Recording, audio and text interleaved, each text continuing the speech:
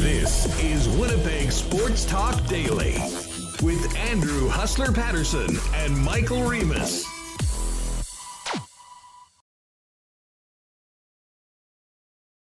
Hey everyone, how's it going? Welcome to a wonderful Monday edition of Winnipeg Sports Talk. Michael Remis in for Hustler here. He was at the AFC Championship game where his Kansas City Chiefs punched their ticket to the Super Bowl. So he's on his way back to Winnipeg. I'm filling in, and what a day to fill in. I knew it was going to be a big show after Saturday's loss to the Flyers. We're going to talk about the Winnipeg Jets. We're going to be chatting some Super Bowl as well. Jets take on the Blues tonight in the final game before this break that they've been itching to get to. And we'll also touch on the passing of Bobby Hull at 84 years old. A lot of guests today. Matt Leibl, the sports rabbi, he's going to be hopping on. Luke Korac covers the Blues for NHL.com. He's going to join me. Jeff Hamilton of the Winnipeg Free Press. We'll touch on a lot of topics with him. Brad Gagnon of Bleacher Report on the NFL. And last guest, Peter Young, legendary Winnipeg sports broadcaster, will be touching on Bobby Hull's legacy and what he meant to the Winnipeg's hockey history. Got to give a shout out to the sponsors first. Manitoba Battery, Wallace & Wallace, Consolidated Supply, Vita Health, Royal Sports, Boston Pizza, F Apparel, Culligan Water, Princess Auto, Nick and Nicky DQ, Little Brown Jug, and Canadian Club. Without these sponsors, we wouldn't be here today giving this content. So big shout out to them, and we thank them for their support. I thank everyone who's in chat today. What's up? How are you guys? If you're enjoying the show, or at least the start of it, hey, hit the thumbs up below and subscribe to the channel if you haven't already. We're pushing towards 9K subs. What are we here? I remember it was just Friday's show. We wrapped up the Jets' return home after the road trip against Buffalo, where they had the dreaded first game back from a road trip curse. Not a great game at all. Buffalo skated circles around the Jets, but hey, they had a late push and only lost 3-2. And you thought, okay, this is just one game. You know, they'll pick it up. They can pick up the pieces. And Saturday, a great opponent coming in out of a playoff spot, Philadelphia Flyers. It did not go well. 4-0 shutout to Carter Hart. We had the mercy poll again for Connor Hellebuck. It was not a great game. Fans, 2 games in a row, leaving like they didn't get their money's worth. You're not seeing, that 60-minute effort that we had seen. The Jets now, coming into tonight, lost 3 in a row, 5 of their last 7 wins coming against Flyers in Ottawa. And those losses, 5 goals in those 5 losses. And it just seems like to me, since the Jets win against Tampa early January, they haven't been the same Jets that we saw for the first half of the season, where they ended the first half in first place in the West. They had that game Sunday, the 8th against Vancouver. They won 7-4, but they acknowledged after they didn't play the right way. They went on the road trip. The ugly start against Detroit really sunk them, and they had a push for the rest of the game, but couldn't pull out the W. Buffalo was a tight one that they were able to pull out a win. Pittsburgh, you thought they had turned a corner where they played, their most complete game of the year. But that wasn't the case. They returned home for the one against Arizona, where, they got the win, but I don't think they played like they deserved to win. Head back on the road trip. Losses to Montreal, Toronto. Beat up on the Senators, squeaking by the Flyers. And then again, road trip ended with a loss to Nashville, home losses to Buffalo and Philadelphia. So We're on day 24 since that game against Tampa. They would have played 13 games in 24 days, been 12 games in 22. The Jets have gotten away from the style of play in the first half. Playing 60-minute effort, playing strong in front of the net at both ends, quick decision making. You're seeing a lot of, trying to make that perfect play, which we saw last year. And they seem to acknowledge there's a problem here. Thursday, they came in early, didn't work. Saturday, they canceled the morning skate. And Rick Bowness, trying to get his team going, had a brief spark after that timeout, down 2-0 on Saturday, but couldn't quite pull it together. I think there's some positives here, though. They're still second in the Central Division, 63 points. They're 618 points percentage, 9th in the league, still 3rd in the conference in points percentage. They got a positive goal differential. Easy to have a skies falling mentality right now, but they're still in a good spot. They've played good hockey. However, we're getting flashbacks to last season, which was mentioned by Bowness in Saturday's clip. I'm also starting to think of 2019 here, guys. The Jets were in first place in January and then backed into the playoffs, losing to the Blues in 6 games. Speaking of the Blues, that's the Jets' opponent tonight. And the Blues have a losing streak of their own, 4 games. And the last time we saw the Blues, early October, the Jets had one of those complete games, which we haven't seen lately. The Blues then went on an 8-game losing streak and followed that up with a 7-game win streak. And we'll talk more on the Blues later. I got to bring in Leibl here. He's waiting patiently. But just practice notes for today. They didn't have any line rushes. Mason Appleton still in a yellow non-contact jersey. He is going to be back for the first game after the break. The one lineup change. Logan Stanley, he's a healthy scratch for Kyle Capobianco. And Bones said no change on the forward. So I'm going to assume these are the lines. Connor Dubois, Perfetti, Ehlers, Scheifele, Wheeler, Barron, Lowry, Kuhlman, Menelainen, Stanlin, Gagne, Morrissey, Pionk, Sandberg, Dillon, Capobianco, Schmidt, Hellebuck in goal. And we'll see what happens with the lines. There was some major shuffling at the end, but the big story for me coming out of Saturday's game was Rick Bowness's very passionate post-game where he called out the team for their lack of effort. And I thought I would start off the show, and I made a super cut of that we posted on our social medias of his comments. Here is Rick Bowness after Saturday's loss to the Flyers, 4-0 shutout. Oh, and first technical issue. 1 second. I don't know what's going on here, why it's not playing, but what am I doing wrong? Should be giving her. Okay, I think are we good here? Let's try this one more time. I can just edit this out for the podcast. No? Uh-oh. Now I'm in trouble. Well, I don't know why this isn't working. Hold on, let me try it one more time.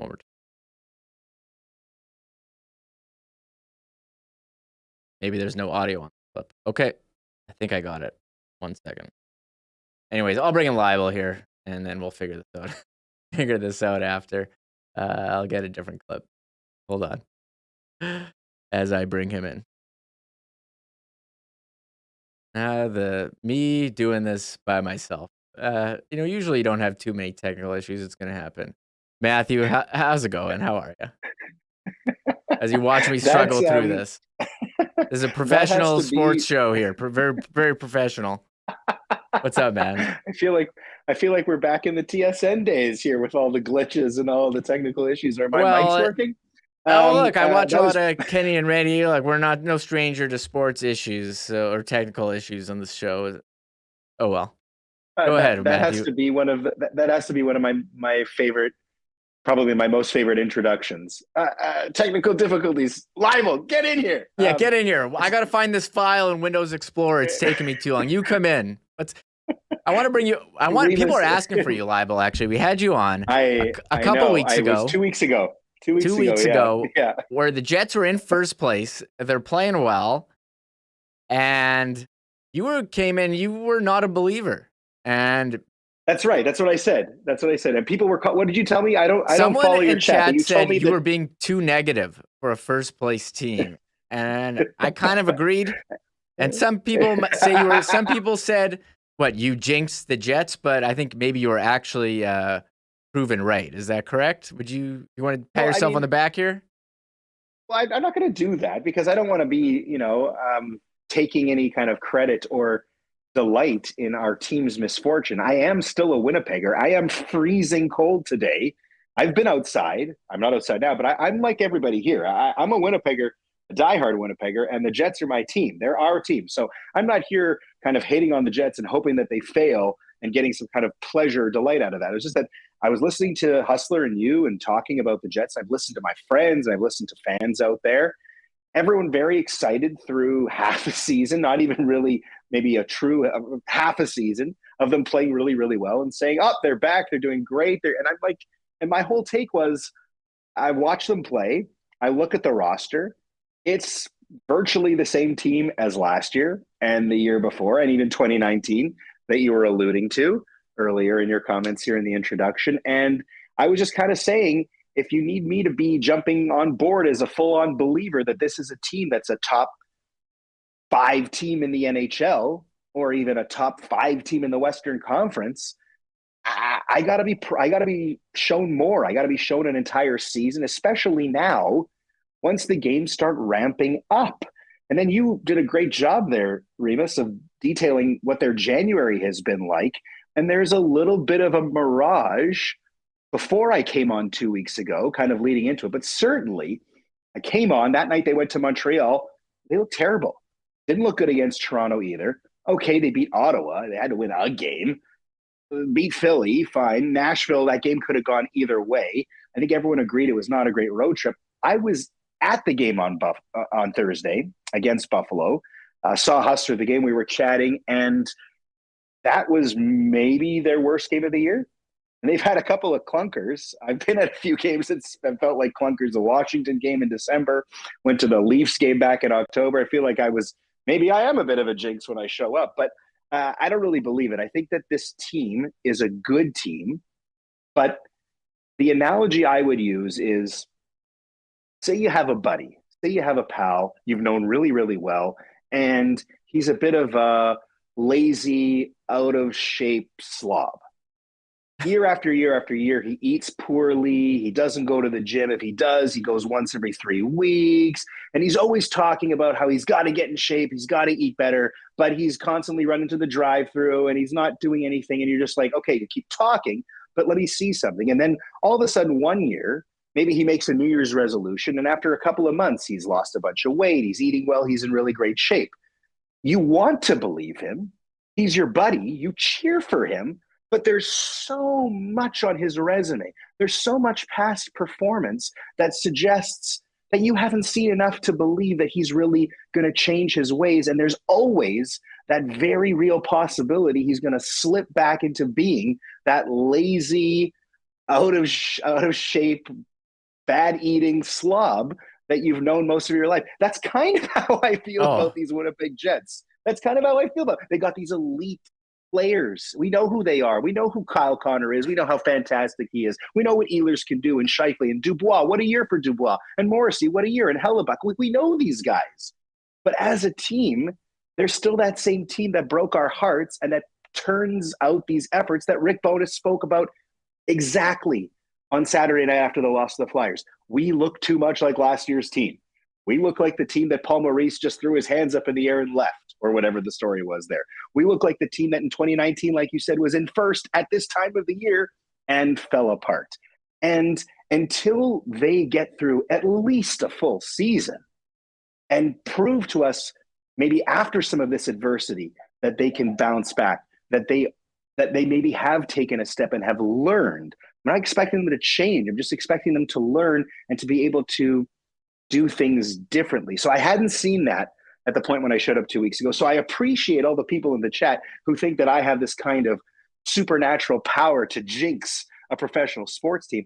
I just think that I don't think they're as bad by any means as they've been playing in the last 2 weeks, but I don't think that they were as good as a lot of people were saying they were when I came on with you guys last time.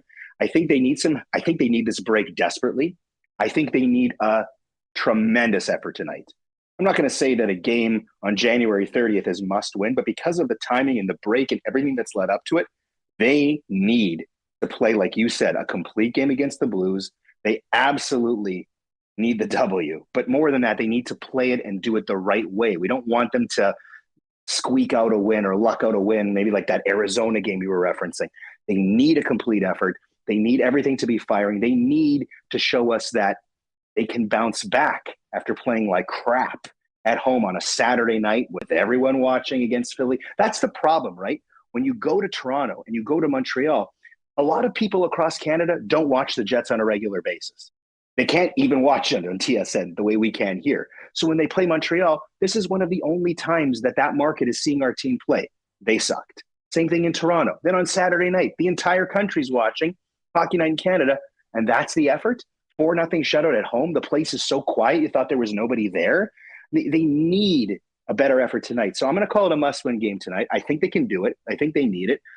Hey, let's see if Rick Bowness really is the coach that has turned this team around, because he claims that the Jets and he agree with what they need to do. And tonight we'll see it. So for all the people who think I've jinxed them, I'm trying to reverse the jinx, but it's up to them. And then they need to hit the break, and then they need some help with the trade deadline, I think, to boost this roster and see if they can really turn these last 3 months of the season into something special to get them on the right way into the playoffs, because they are a playoff team. There's no question they're a playoff team, but how far will they go? Just making the playoffs isn't good enough. They need to have they need to, with the way they started this year and with the way they've been the last couple of seasons, they need to win at least a round, I think, maybe even 2. And I think that there is potential there, but they need to help themselves, and they need their GM to help them a little bit at the deadline too. So that's where I'm at on the Jets heading into tonight's game, Rick. I'm just like sitting here imagining the Jets as fat, out of shape. So could you have picked a nicer analogy, Matthew? I never said fat. I never said fat. I said lazy, out of shape slobs. Yeah, I mean, it was implied. I didn't say it though. Okay, fine. Look, I'm not going I'm to call names like that. I'm half paying attention here. I'm trying to do some troubleshooting, trying to get these clips, trying to get this clip, because this is your show. You're hosting the show. You can't half pay attention. Well, for you, I can. Maybe not other guests. I don't. Anyway, I'll tell you though that there are other things that are really troubling me. I mean, I don't know how many games. Remis, do you get to a lot of games these days with having like the kids at home and the show? No, I'm gonna be honest. Like my wife we had our second child November 1st, so we're dealing with a lot of lack of sleep issues. So first half of the year, I haven't been able to make it out to as many as I would like. I maybe went to. I'm not even gonna say, but hopefully in the second half, our schedule is better. I do, I watch them. I PVR all the games. I'm paying attention closely, but yes, I agree. Going is a different experience. Yeah, I'll tell you one thing though. It's on the topic of the Jets. Like I was watching Saturday night's game at home. I mentioned I went on Thursday, watching Saturday night's game on home. I'm not going tonight, but I'll watch it. And on Saturday night, these are national broadcasters, right? Guys who don't do the Jets games very often. There were repeated comments about how quiet the arena was, the energy level in the arena. We were saying the same thing on Thursday. I found myself saying that more often than not the last several times I've gone.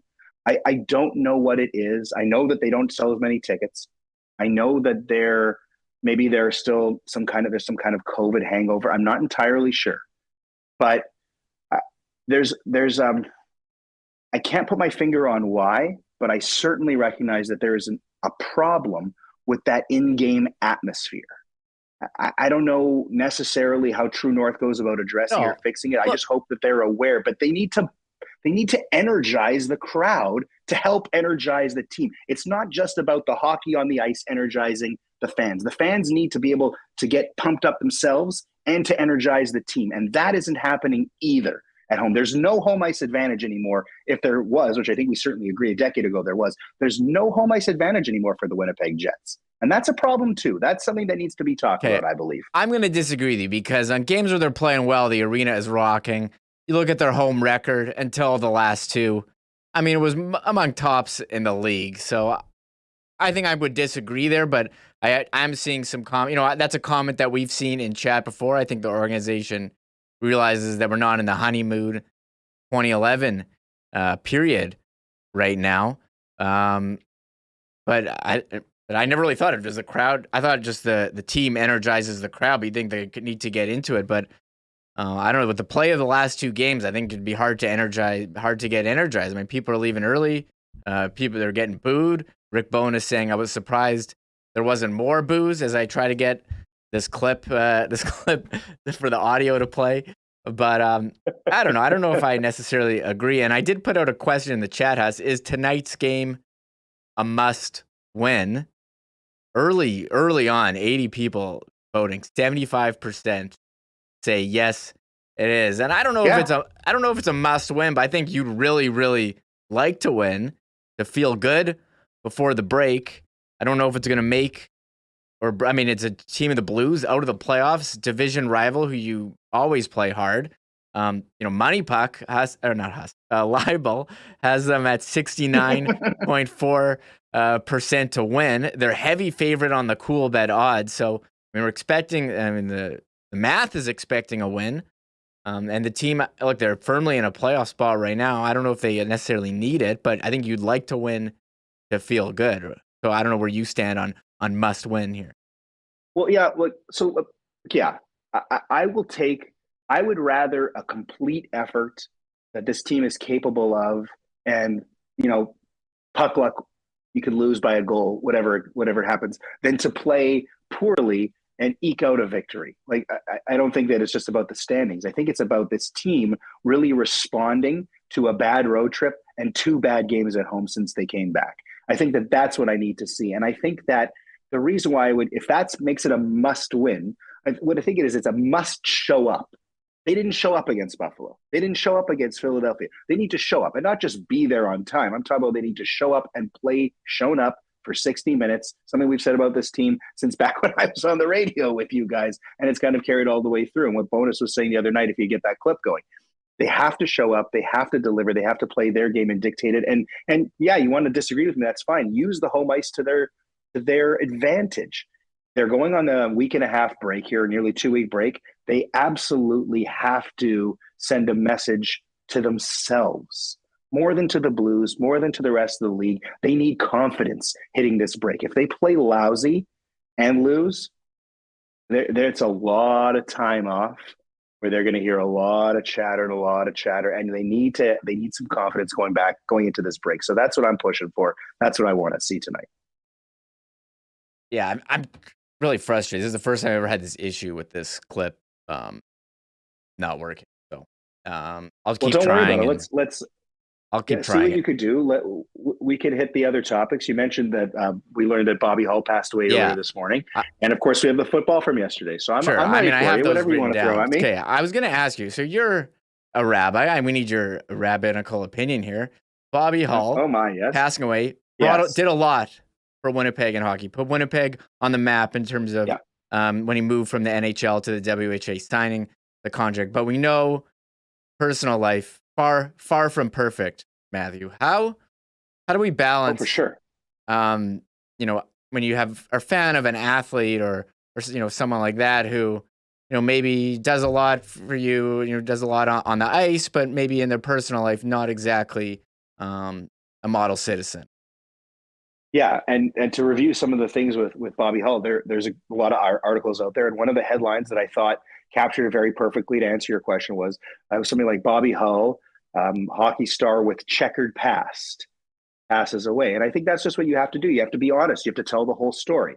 I think you can't be too much of a fan of just Bobby Hull, the hockey player, to ignore what we've learned or what we've heard about Bobby Hull, the man off the ice. And I also think that you can't completely discredit him as a hockey player because of some of the things that we've learned, if that makes sense. And let's keep in mind, one of those things, I think it was late 90s, like as a rabbi you mentioned, he was saying things about Hitler and the Nazis to a newspaper in Moscow. I mean, and on top of that, there's about like maybe Hitler not being so bad. He had some good ideas. That's a problem. And of course, there are legal documents where ex-wives of his, or I think even maybe his third wife, talked about assault and abuse, and he attacked a police officer, and like these are legitimate things that there are court records. So you can't just ignore any of it. You can't ignore what he was as a hockey player. Tremendous as a hockey player in Chicago, a tremendous goal scorer at his time in the 60s, one of the greatest goal scorers of all time. And then, of course, you talk about him coming to Winnipeg. That wasn't just huge for Winnipeg. That really changed hockey. he changed hockey in terms of free agency and money, and maybe that's a big problem for what it's done for sports, but it was very important for a lot of the other players in the NHL, empowering players. Stan Mikita talked about what Bobby Hull did for him, not just as a teammate, but as kind of like making that move. So I think that it's very, very important that you have to take the whole picture when you're talking about Bobby Hull. Fantastic hockey player, legendary hockey player, Hall of Famer, all-timer, but also a checkered past. And it's very important. The lesson here, I think, is when we're fans and you grow up as kids with pictures of guys on your wall, you only have pictures of guys or gals on your wall as the athletes. And you got to be careful. I think now that I'm a parent and I think about like, who are my kids going to look up to? You got to be very careful with who you're looking up to and making sure you know the complete story, because Bobby Hull is far from the only hockey player who off the ice or off the court or off the field was a less than stellar human being.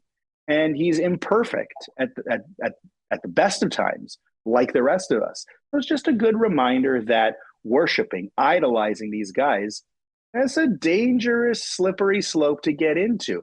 I think it's part of why I've made a decision that at least for a while now, I'm just going to have Winnipeg Jets jerseys that have the logo and no name on the back. I haven't got another name on the back. Now, that could also be because the first couple that I got were Pavlik and Kane, and we all know how that worked out.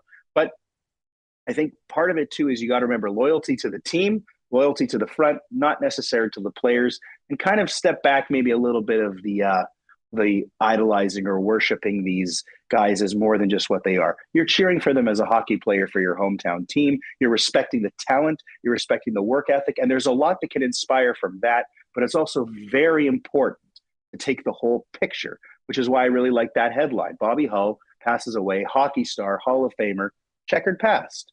And then you can have these conversations, and hopefully we get to a point where we evolve, all the athletes and the rest of us. So we keep moving forward. That's what we're trying to do, is get better. So that's my take on Bobby Hull for today. But he should definitely be celebrated within the hockey community for what he did in hockey. I'm not prepared to throw away all the things he did in hockey, pretend they didn't happen. I want to acknowledge them, but also tell the whole story. Yeah, there's people in chat here saying, without Bobby Hull, we may not even be here today talking about the Winnipeg Jets. So moving on, I do have this clip, this Rick Bowness that I've been Do you have it? Did it work? Yeah. Okay. Feverishly working behind the scenes. So here's Rick Bowness after Saturday. There's a price to pay to win in this league. And you have to work. And you have to compete. And you have to do it every night. And as the season progresses, it gets harder. And right now it seems to, you're seeing what we're seeing. As soon as there's a little adversity, this group, we haven't handled it. We handled it well early in the year. We're not handling it well right now. The difference makers, you can't even find them out there. So until we make that commitment again to play as a team and we want to win, this is what you get.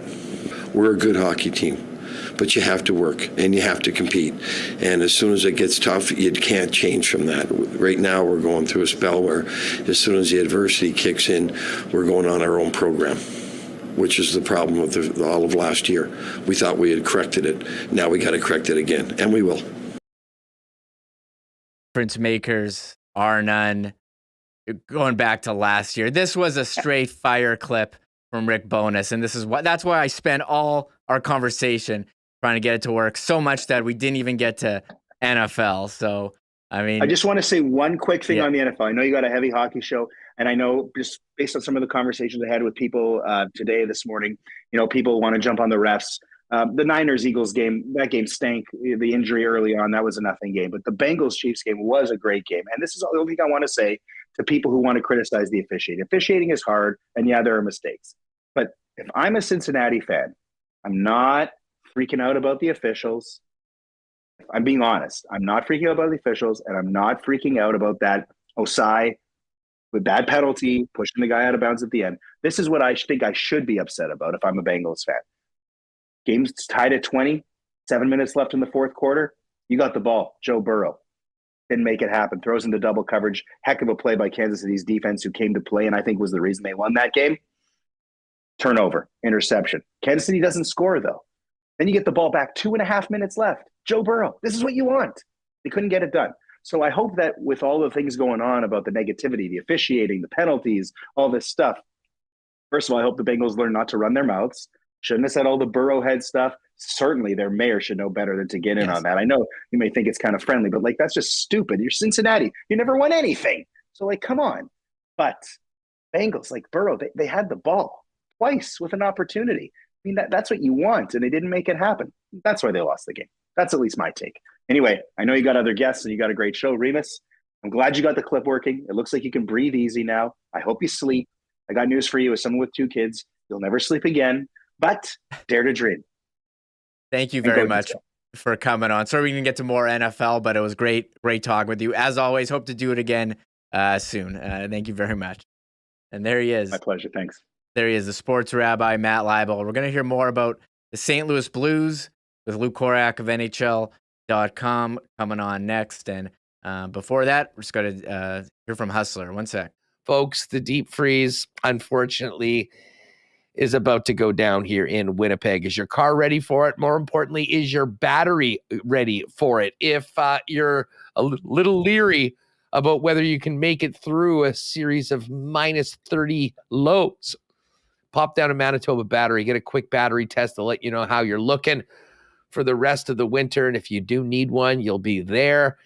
Shopping local, getting the best price in town on an incredible selection of batteries. If you know that you need one, just give them a phone call, though, or hit them up online at manitobabattery.com, and they'll deliver it to you citywide same day if you get your order in by 3 p.m.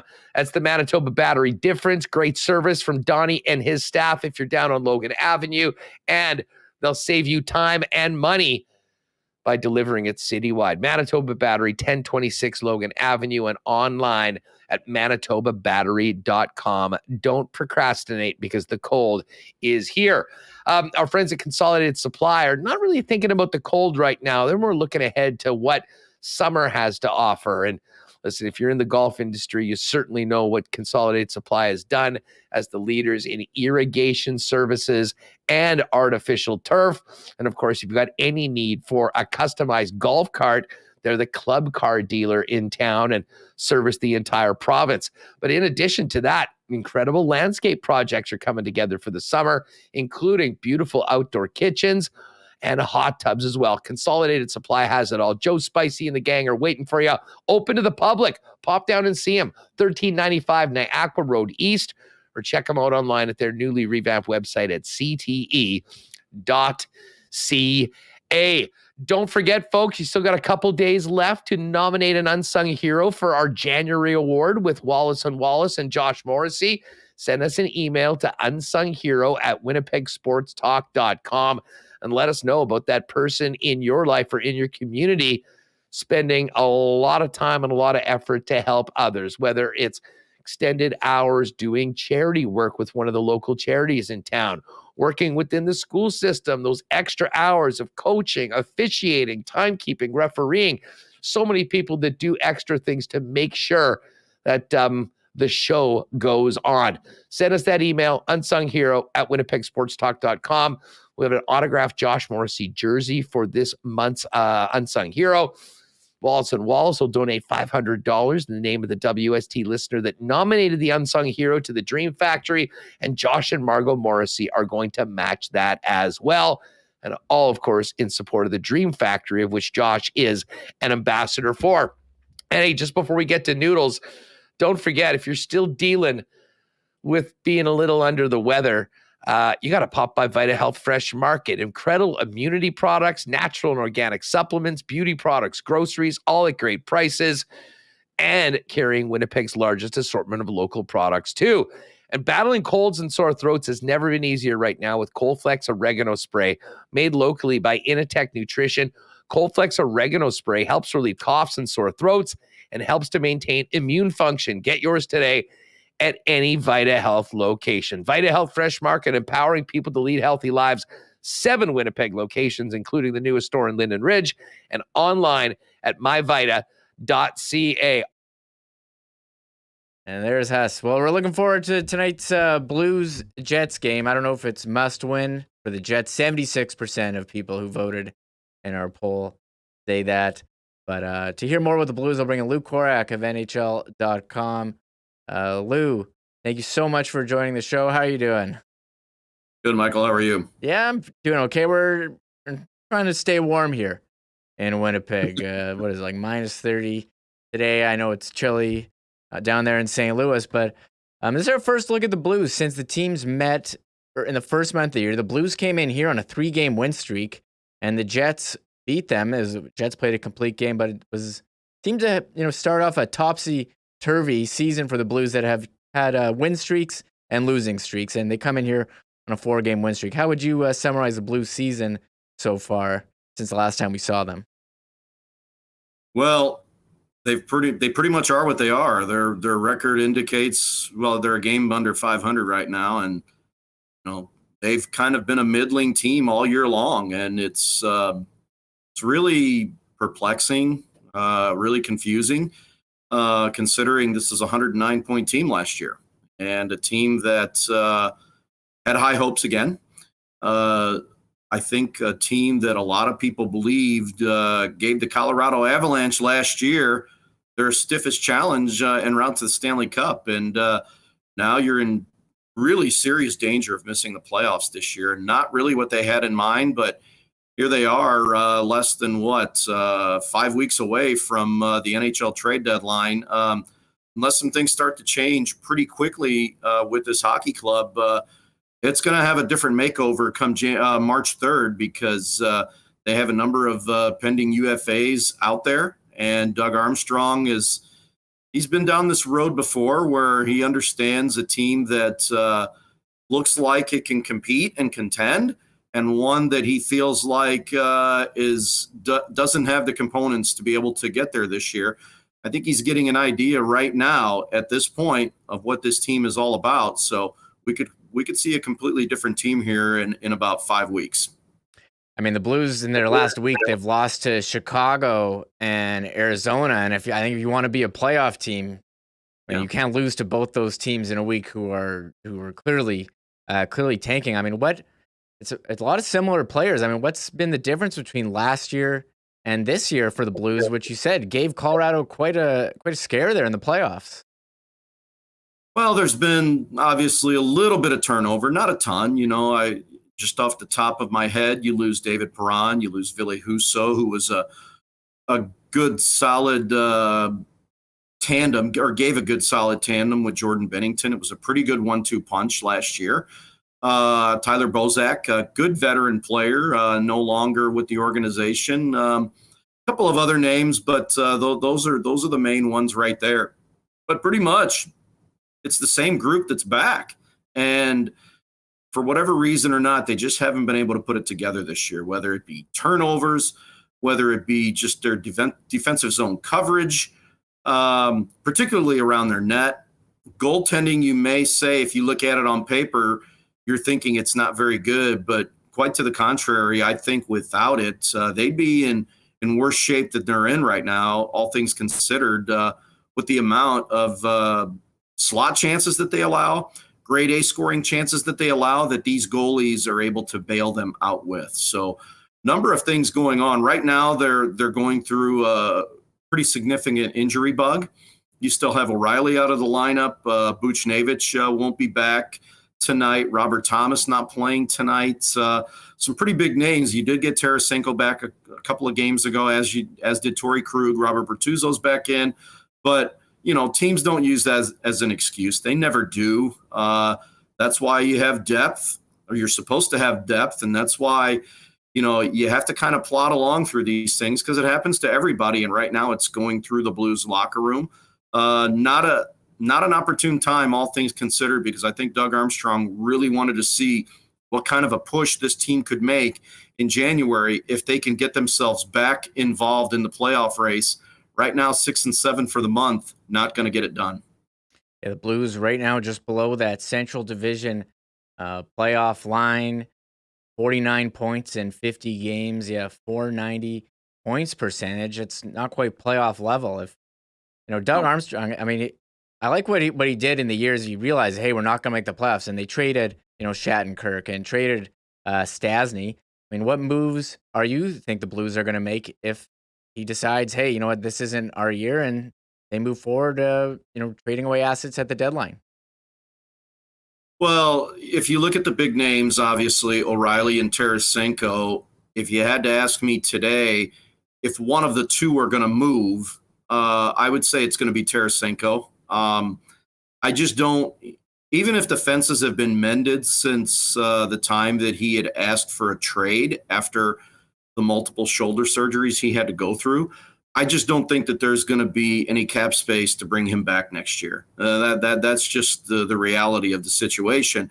And quite frankly, and this is my opinion, I don't think that his stance has changed. I think he wants to be gone. So I think that one makes the most sense if there's a package on the table that Doug Armstrong finds suitable. Now, if he's not going to just give him away to be giving him away, that's not going to happen. So the chances of both of them being traded certainly on the table, but apparently O'Reilly has indicated, and I haven't talked to him personally since he suffered the broken foot on New Year's Eve, that he would like to stay in St. Louis. It's just a matter of making the numbers work. There's always that situation that you had with Doug Wade a number of years ago where the Blues traded him to Carolina, and then you bring him back in the offseason. You can always do that for O'Reilly if Doug Armstrong gets the kind of return he feels is worthy for them. I think Ivan Barbashev is very intriguing here just because he's a good two-way hockey player and one that's cost effective. And I think that's where a lot of this is going to fall into place for teams because, quite frankly, teams are just too strapped up against the cap where it's going to be difficult for them to take on salary cap room without having the team that's making the trade take some of that cap hit back in return. So it's going to be interesting. You've got Nico Mikkola, also a very intriguing proposition there, who could be a UFA, Noel Acciari, Thomas Greiss, some names out there that have.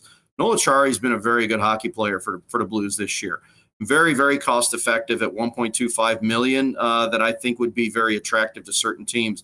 So not just from a Blues perspective, but from a league-wide perspective, I think some of the lesser-known names are going to be the ones that are going to move a little more frequently and a little more easier than, say, some of the top-heavy guys. Yeah, Ivan Barbashev's a name that's come up on this show as someone who the Jets could target, who could play middle six, play responsible game. Also, he's playing on the second line tonight here with Noel Acciari and Tarasenko.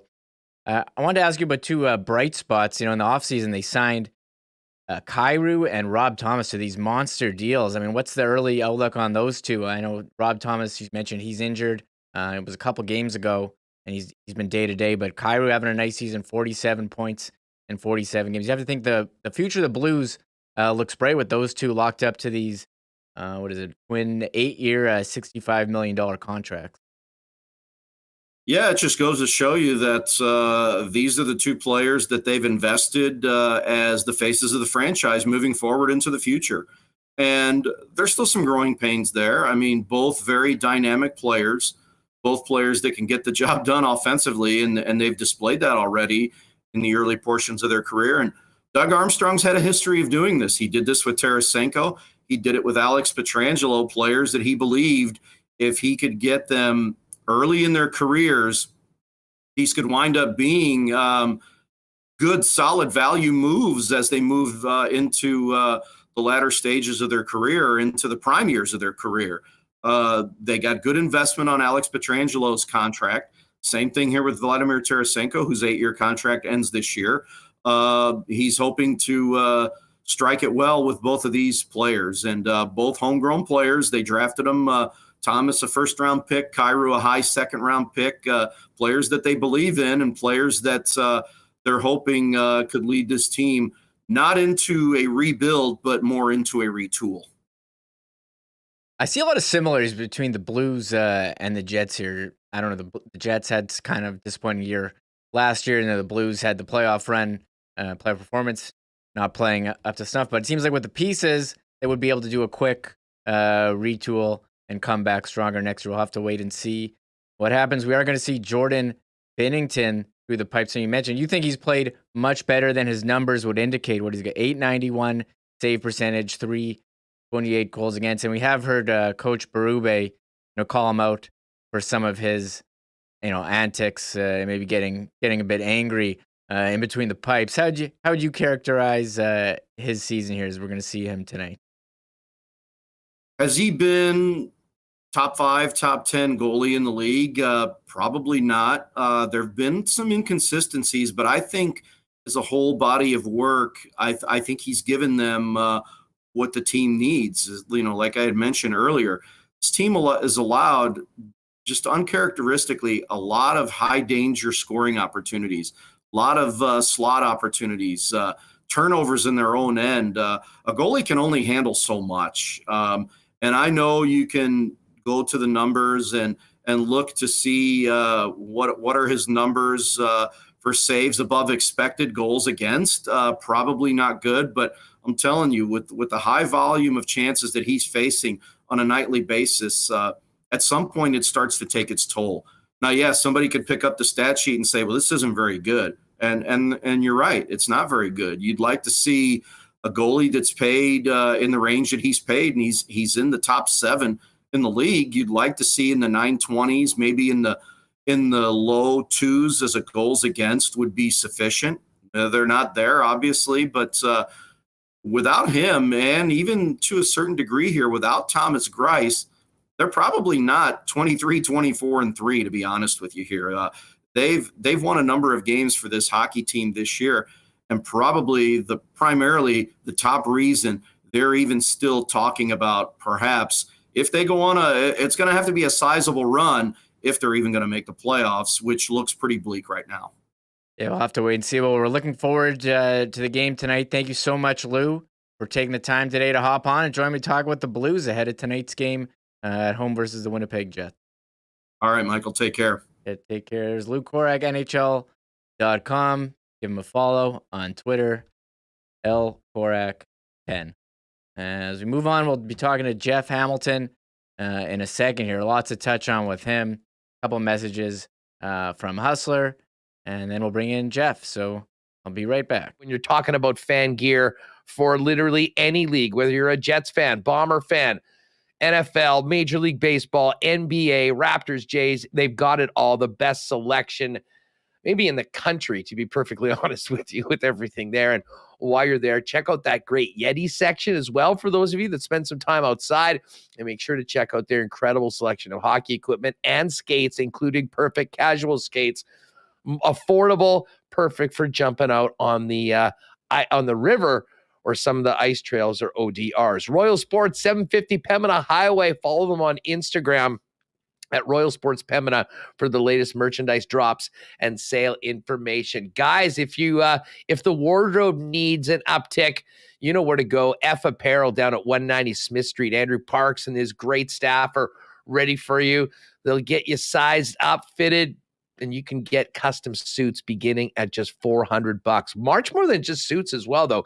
Chinos, golf pants, custom shirts, both to be worn tucked and untucked, and a great selection of men's accessories. And fellas, if you're in a wedding party, don't forget the F Apparel special. Don't waste your time and money on suits that you got, or tuxes that you got to return.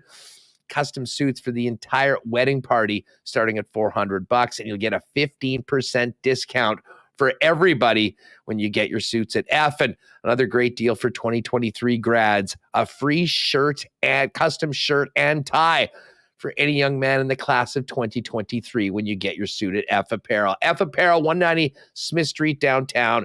And of course, you can check them out or make an appointment online at EPHapparel.com.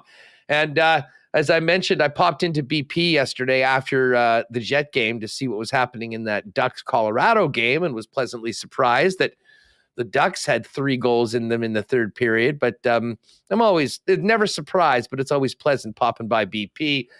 Those world-famous Boston wings in a schooner to maybe take the sting off a tough night in the arena is always good. And, man, those pizzas are delicious. Whether you're popping into your local BP this weekend or ordering online at bostonpizza.com, make it BP this weekend. All right, there's Huss. And, yes, people just tuning in. He is driving back from KC, was at the AFC championship game celebrating a Chiefs victory. But the big story is the Jets and the Blues. Is it a must-win tonight? Again, 74% people were voting of 228 think it is a must-win for the Jets. And Rick Bowness was not happy following Saturday's loss to Philly, 4-0 loss. Really unhappy, and had some fantastic comments. And I think a lot of people enjoyed hearing the honesty and what he had to say. And I played the first part before at the end of Matthew, and here is part 2 of Rick Bowness on Saturday. Jets losing to Philly, their 3rd loss in a row. Adams' line was the best line out there by far. We didn't have enough guys going to follow it up because we had some guys that clearly didn't want to play tonight. You brought the full blender out in the 3rd, and again, that's just speaks. You're trying to find something, I guess, anything that works at that point. Yep. Did you see anything? We saw it from the guys we thought we'd see it from. We're disappointed that we didn't see it from the guys we needed it from. And for one of the first times that I can remember, there were boos, especially during that power play. I'm surprised there wasn't more boos. Man, we need a 60-minute effort. It's all we want. So all the fans want to see is a 60-minute effort. The wins and losses will take care of itself. If you take care of the effort and you take care of the process, that'll take care of itself. Right now, the process isn't good enough and the effort's not good enough, and that's all our fans want to see. So they're justified to boo us. What? Oh, there's Hustler's Place. What comments there from Rick Bowness? Surprised there wasn't more boos. Disappointed after the timeout that they didn't see more from their difference makers. I mean, just scathing comments towards the Winnipeg Jets, who now losers of 3 straight. I'm going to bring in Jeff Hamilton from the Winnipeg Free Press. Jeff, how's it going on a Monday here for you? Primo, not too bad. From the sound of your voice, playing double duty. I don't know if you're glum from the Jets weekend or whatever. I'm used to that fire, and here we are, the next guest. But you're right, man. I feel like we're in that kind of pattern right now. It's kind of sums up a bit of the Winnipeg Jets situation. It's been a lot of the same blah, if you will. It's no longer one of those things where we're feeling like it's 1 or 2 games or a get back on track thing. There's certainly some concern heading in, in being injected into this team, especially with one more game before the All-Star break. But good to hear your voice, man. Glad to see you running the show, and Huss is off doing his thing out in KC. What an exciting game that would have been. Thank you for calling me out. Sometimes I get stiff back here. I don't host often. And I'm doing a lot, so nice to give me. No one sees the sausage get made. They just see how seamless Huss gets on there. No one sees how how much work you're doing behind the scenes. So let yourself off the hook. I was just giving you the gears. You're fine. I needed that because now I'm laughing and I'm ready to have a good time. But it seems to me like this is like what are your initial thoughts here on Rick Bowness's comments? What were you thinking when you heard that on Saturday?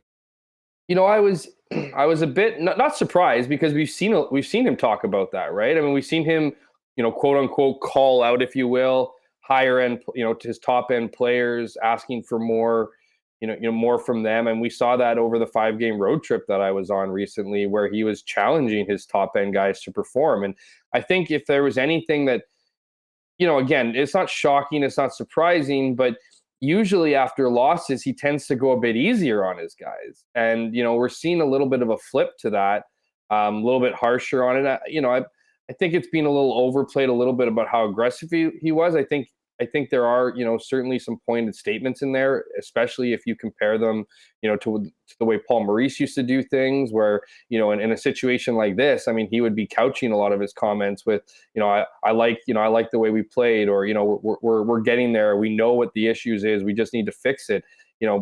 Rick Bowness is essentially telling you outright exactly what the problems are and saying that, there isn't a quick fix to this. It's got to be the effort and the will from the guys in the locker room. So those refreshing comments are still very much consistent with the way Rick Bowness has been. The one thing I found interesting about his comments in general was, for the longest time, all season really, we've done, I've done a lot of comparable stories from, this year compared to last year, whether it's about the special teams, whether about 5-on-5 play, whether it's about overall effort. And a lot of it's been, obviously what wasn't working last year, compared to what's working this year. But Rick Bowness has always been reluctant, much like the players, mind you, to talk about last season or talk about last year, right? I mean, a lot of it's met with, I wasn't here last year, and even certain things where, exactly he should, or you think he'd have a comment on things, he just doesn't. And then, a bit unprovoked in his post-game comments about how this was the problem, right? And I don't know if it's unable to handle adversity, unable to handle success, or a combination of the two. But, Rick Bowness outright said, I mean, this was the team's problem last year, where, the tiniest bit of adversity gets, they crumble, and they start doing their, start going on their own agendas or their own terms. I forget exactly which words Rick Bowness used, but, just kind of reverting back to individual rather than to overall team play. And we've certainly seen that over the last, 10 games or so here, as the Jets have middling results and aren't having the success that we saw earlier in the season. So, his comments, again, they've been variations of what we've heard in the past, but there seems to be a bit more, and I don't want to call panic in his voice, but a little bit more urgency in his message, because he's using the media in this case, particularly when he's talking about last season, to address his players and say, if you don't want to talk about last year, then change it. They've been able to do that.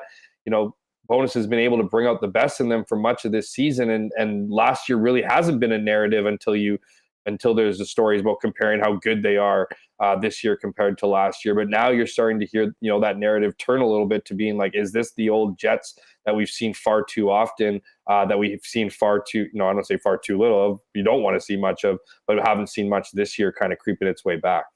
Yeah, for the first 41 games, this was the first place team in the West. They were playing the right way. They're winning, and it just seems, I think I noticed since the Tampa win on the 6th, they've kind of gotten away from it. They had the wins against Vancouver and Arizona, where even they said after, like, we're not doing the right things. They had the one game against Pittsburgh where they played pretty well, and they also dominated Ottawa, but they just haven't gotten back. Can we blame the schedule? But I said 12-23 here. I noted.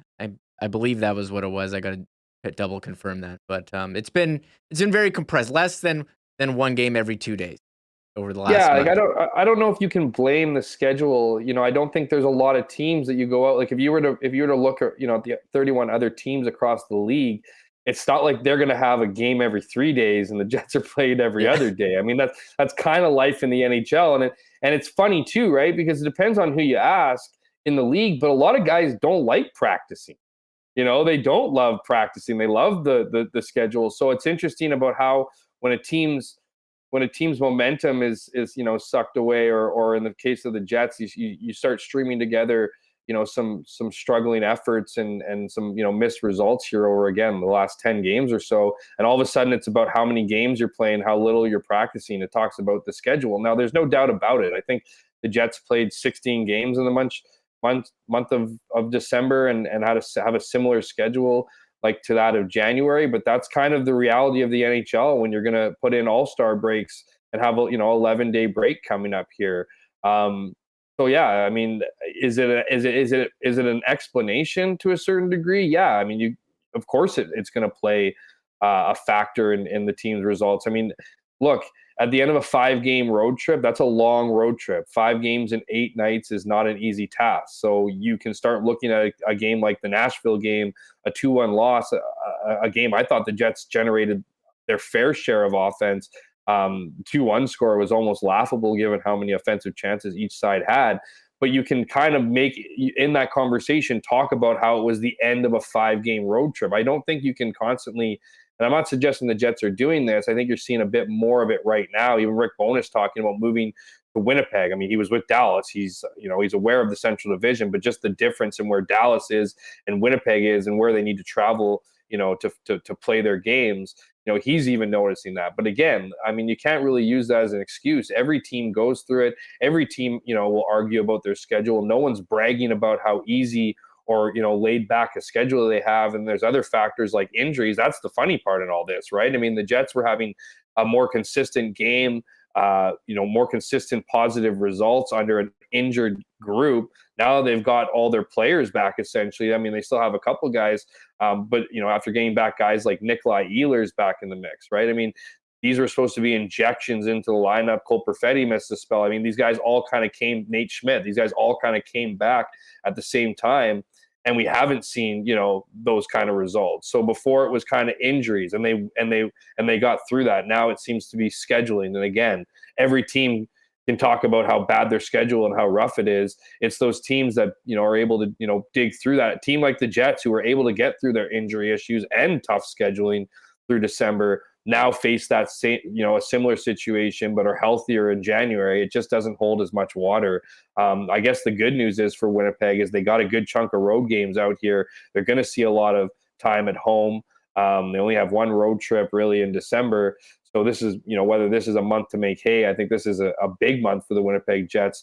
Big game, obviously, tonight, but when they return from their 11-day break, it's the playoff push. And February needs to be a big month for this team, regardless of what they did in January or December. So I think this, while the scheduling's been difficult, while injuries in the past have been difficult to get through, you have one more game here. And then I think I don't want to say smooth sailing, but, a pretty easier schedule, if you will, compared to what we've seen in the past few months. Yeah, the Jets in action tonight against St. Louis have a break, player break, combined with the All-Star break. A number of teams off. Actually, my fantasy league combined these 2 weeks. That was news to me, Jeff, when I was setting my lineup last night. But yeah, the next one after this, February 11, at home to Chicago, 9 p.m. start. So heading into tonight, I mean, are you with the chat? You think this is a must-win here for the Jets? Well, there is no must-win games in January, but I'm with the sentiment that you got to get back on track. I mean, for this team, we know how would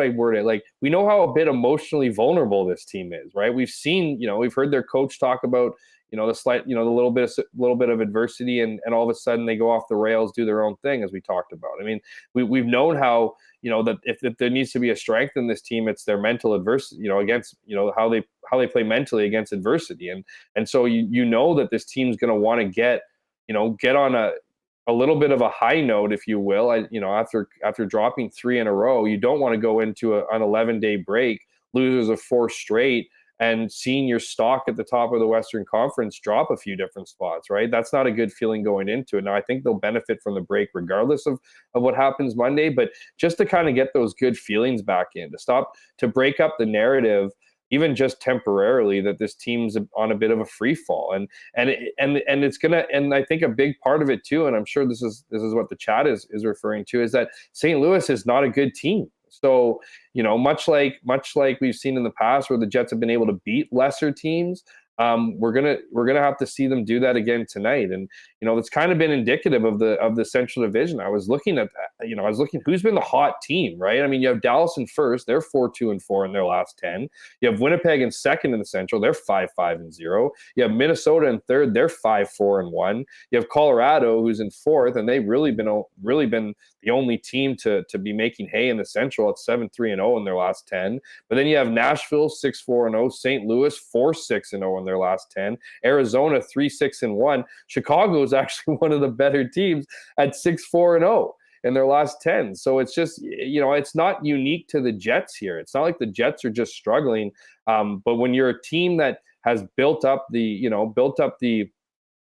goodwill, if you will, and heavy expectations from winning as much as you have, I mean, the Jets can't be fighting for a wild card spot. They need to be fighting for the top of the Central and the top of the West. And so losing 2 games in a row is no good. Losing 3 games in a row is certainly no good. And, quite obvious, you're losing 4 in a row would be a disaster for a team that has aspirations of being at the top. So I don't think it's a must-win game, obviously, in the technical term, but it is a must-win game as far as all the other things we talked about, injecting good feelings, being that team that, that needs to believe in itself, that they belong at the top of the standings. You can't be going on notable losing streaks, and 4 games, while it's only 1 more game than 3, it's still a lot more than three games.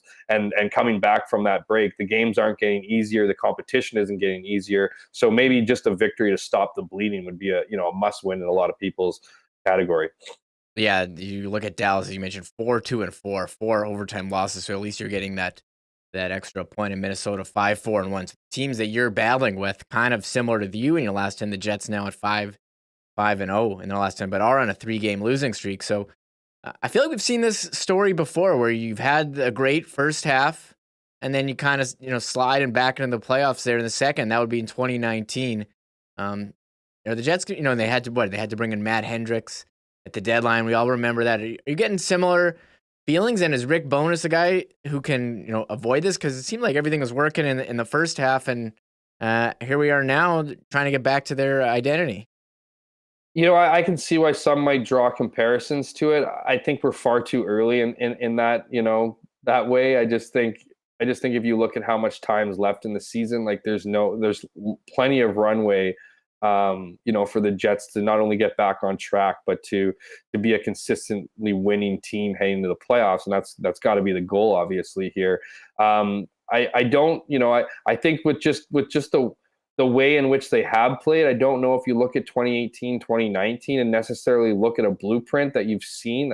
I think a lot of that, much like this year, was leaned on the play and success of Connor Hellebuck, masking some of those defensive deficiencies. Now, I still think some of those certainly exist this season, but just under Rick Bowness, it looks like there's a bit more structure, a bit more understanding when it comes to executing that structure. So and I think you got a coach that's not letting this team off the hook. I think all those things combined are differences compared to a few years back where they certainly started to dip. They started to make trades to kind of assess what they needed in the locker room. I think with the change in leadership, that's certainly been a benefit. Not just, it's not about Blake Wheeler losing the C. It's more or less about other players, gaining a voice in that locker room, even if they're not wearing a letter. So I think all those things combined, I think there is, I think there's reason to believe that we're not headed, out of the route of 18, 19, and that the Jets have more than enough talent and skill and structure and all those things you need to return to the team we saw earlier in the year. But that being said, I mean, talk is cheap. I mean, you got to see it, and right now we're just not seeing it. One thing that I'll give the coaching staff credit for, in training camp, they came in and identified a number of areas they wanted to improve in, and for the first half of the season, they improved in all of them. Said we're going to get scoring from the defense, we're going to play cleaner in front of our own net defensively, and they talked about what kind of forecheck they're going to do, and they were doing all that, but they just seem to have gotten away, and I'm not sure what it is, but you hope that they can correct it. They seem to be aware of what the problems are, and hopefully they can change it. One thing that we're not seeing too many changes of are the lines for 10 out forward, going with the same group. They didn't have line rushes today, so we're going to assume that it's the same pair, same groups to start, even though they did shuffle them around at the end of the game, so we'll kind of wait and see there. But on defense, there was one change. Logan Stanley comes back from injury, plays a couple games, but he's now healthy scratch for Kyle Capobianco. Dylan DeMello's injured for a couple games here. Has Logan Stanley's, has he been taken over here by Capobianco on the depth chart, or what do you think is going on here with this change? I just think it's an opportunity to get Capobianco into the lineup. This is into the lineup before a long break. I think it's, if you look at, I don't think this has anything to do with it, but Logan Stanley got injured against the St. Louis Blues the last time he played. I don't think that plays much into it, if anything. But I was actually somewhat surprised that they didn't get Capobianco into the lineup over the 5-game trip. I mean, look, he hasn't played bad when he's been in. He's been more than serviceable. I think that would be, kind of not shade, but I think that's a little underestimation of what he brings to the lineup. I just think he's been a good soldier this whole time. You kept him for a reason.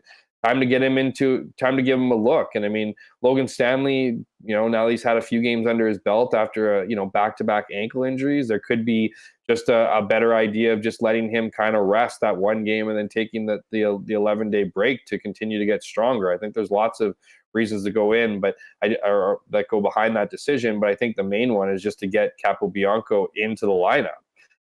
Again, he hasn't played in a very long time, and again, has been a serviceable guy. And other than that, I mean, I don't think it has anything to do with jumping over the depth chart. I don't think, I think Logan Stanley, I mean, even hearing Rick Bowness's words, I think he struggled a bit last game. There's a couple different shifts where, he found himself on the wrong side of the puck and it just didn't end up in the back of the Jets net. But, I think maybe it's just an opportunity for him to maybe sit a bit. I think it's going to be a struggle for Logan Stanley to get in and out of the lineup on a nightly basis when the defense are all healthy, much like it's been very tough for Capobianco to get in. So, for me, it's not much of a move other than to get a guy in there. And I don't want to say that, Bowness is throwing his arms in the air, but I think he is looking for guys to inject some energy into it, right? Some give and S meter that, maybe guys are taking for granted as they're in and out of the lineup. But, I don't think that's Logan Stanley, but, Rick Bowness also wanted to see what Logan Stanley brought. I mean, he hasn't played a lot under his new head coach. He's been, as I mentioned, been injured for, a significant chunk of the season. So just give him all those things. I don't think it's much of a surprise to have, insert a guy who's been sitting quite a long time back in the lineup. Yeah, and one other guy who's been out of the lineup for a while, Mason Appleton, continuing to practice with the yellow non-contact. They said he's going to get in on the first game back against the Blackhawks, that 9 p.m. start. Who do you think comes out for Appleton when he returns? Depends where they want him, right? I mean, do they, they'll have to shuffle the bottom six. It's hard to imagine he won't go on that third line. I mean, is it somewhere that, could he be a guy? Like, I don't think right off the bat you want to insert him into the top six. Like, if you want to spread the lines out a little bit and bring him, into the top six, I don't think that would be the right idea after such a long layoff. I just think it's, he'll be trying to find his game, catch his game. So whether he starts on the third line or the fourth line, it really will depend. I mean, could be a lot of different options. I mean, we've seen Bowness take guys in and out of the lineup. I mean, Mason Appleton, whether it's taking a guy like Carson Kuhlman out, whether it's, I think if you're going to have a lineup there, I mean, you look at Mason Appleton, whether or not he has to play on his, we've seen Bowness, I'm going to say not afraid to play guys on their off wing, but, obviously with Mason Appleton being a right wing, I mean, there are different options for him, but I think he's, whether you want to put him back with guys like Saku Menelainen and Adam Lowry obviously on that line, or if you want to ease him in on the fourth line. I mean, it'll be interesting to see. Like, I can't even remember the last time Mason Appleton laced up the skates. He's been on the ice now for, with his teammates for a while. So, it's going to take some. I mean, we saw Nick Ehlers talk about it, and this guy's potting point after point, talking about how, he's still getting back up to game speed. Now, him and Mason Appleton have a bit of a different game, but Mason Appleton is also, his game is built on speed. So how quickly is he going to get back up to game speed? It's hard to suggest or guess where exactly or who exactly will come out of the lineup for him, but he's going to be juggling his bottom six, which in reality, I mean, in weeks' times could also look very different depending on what they do at the trade deadline. So it'll be interesting to see, obviously it'll be interesting to see where Mason Appleton's back in his first game, but also see where he is in the lineup, whether that's playing on that third line with Adam Lowry, or if, maybe bumping down to more of a conditioning stint, if you will, on the fourth line, but we'll have to wait and see. Yeah, and as we move towards the trade deadline, Jeff, is there a trade deadline watch portion of the show? Are we still waiting for a defenseman, middle six forward? Clearly, the team's needs. I think the Jets will be looking for a defenseman. Trying to get a top four guy. I also think they'd be interested in a third pairing, more experienced type guy. But also looking to up their a couple different forwards. Definitely a depth forward, but if you can get a top six or middle six forward adding to the mix, I think that would go a long way for this team. Obviously names like Jonathan Toews have been tossed out. We know how much Rick Bowness has wanted his team to improve in the faceoff dot. A guy like Jonathan Toews would probably do just that for you and be a reliable depth forward on your team. And then I mean, it'll be interesting to see what happens in with a team like St. Louis. Like, St. Louis is on that cusp of making the decision now. I would argue that they're definitely in the sellers mode. I don't think you can look at their record right now and be like, oh, this team's gonna is gonna change much in a month or can do much in the next few weeks to make the argument to their ownership or management rather that they, that they should be buyers. So there's a lot of big names on that team, like a Barbashev, who I know a lot of fans like his game, like his style. He's got some sandpaper to him. He can score. Not having quite the season he had last year, but certainly a player that, I think would fit the gel of this organization. And that doesn't even account for guys like Ryan O'Reilly, who are, pending UFAs, Tarasenko, all those guys. I mean, there's certainly a lot of people on the list. That we've seen in the past, the Jets don't always get, or rarely get the kind of the top guys on the board. But we'll see. I mean, the Jets got money to play with. They certainly have prospects and draft picks that they can use.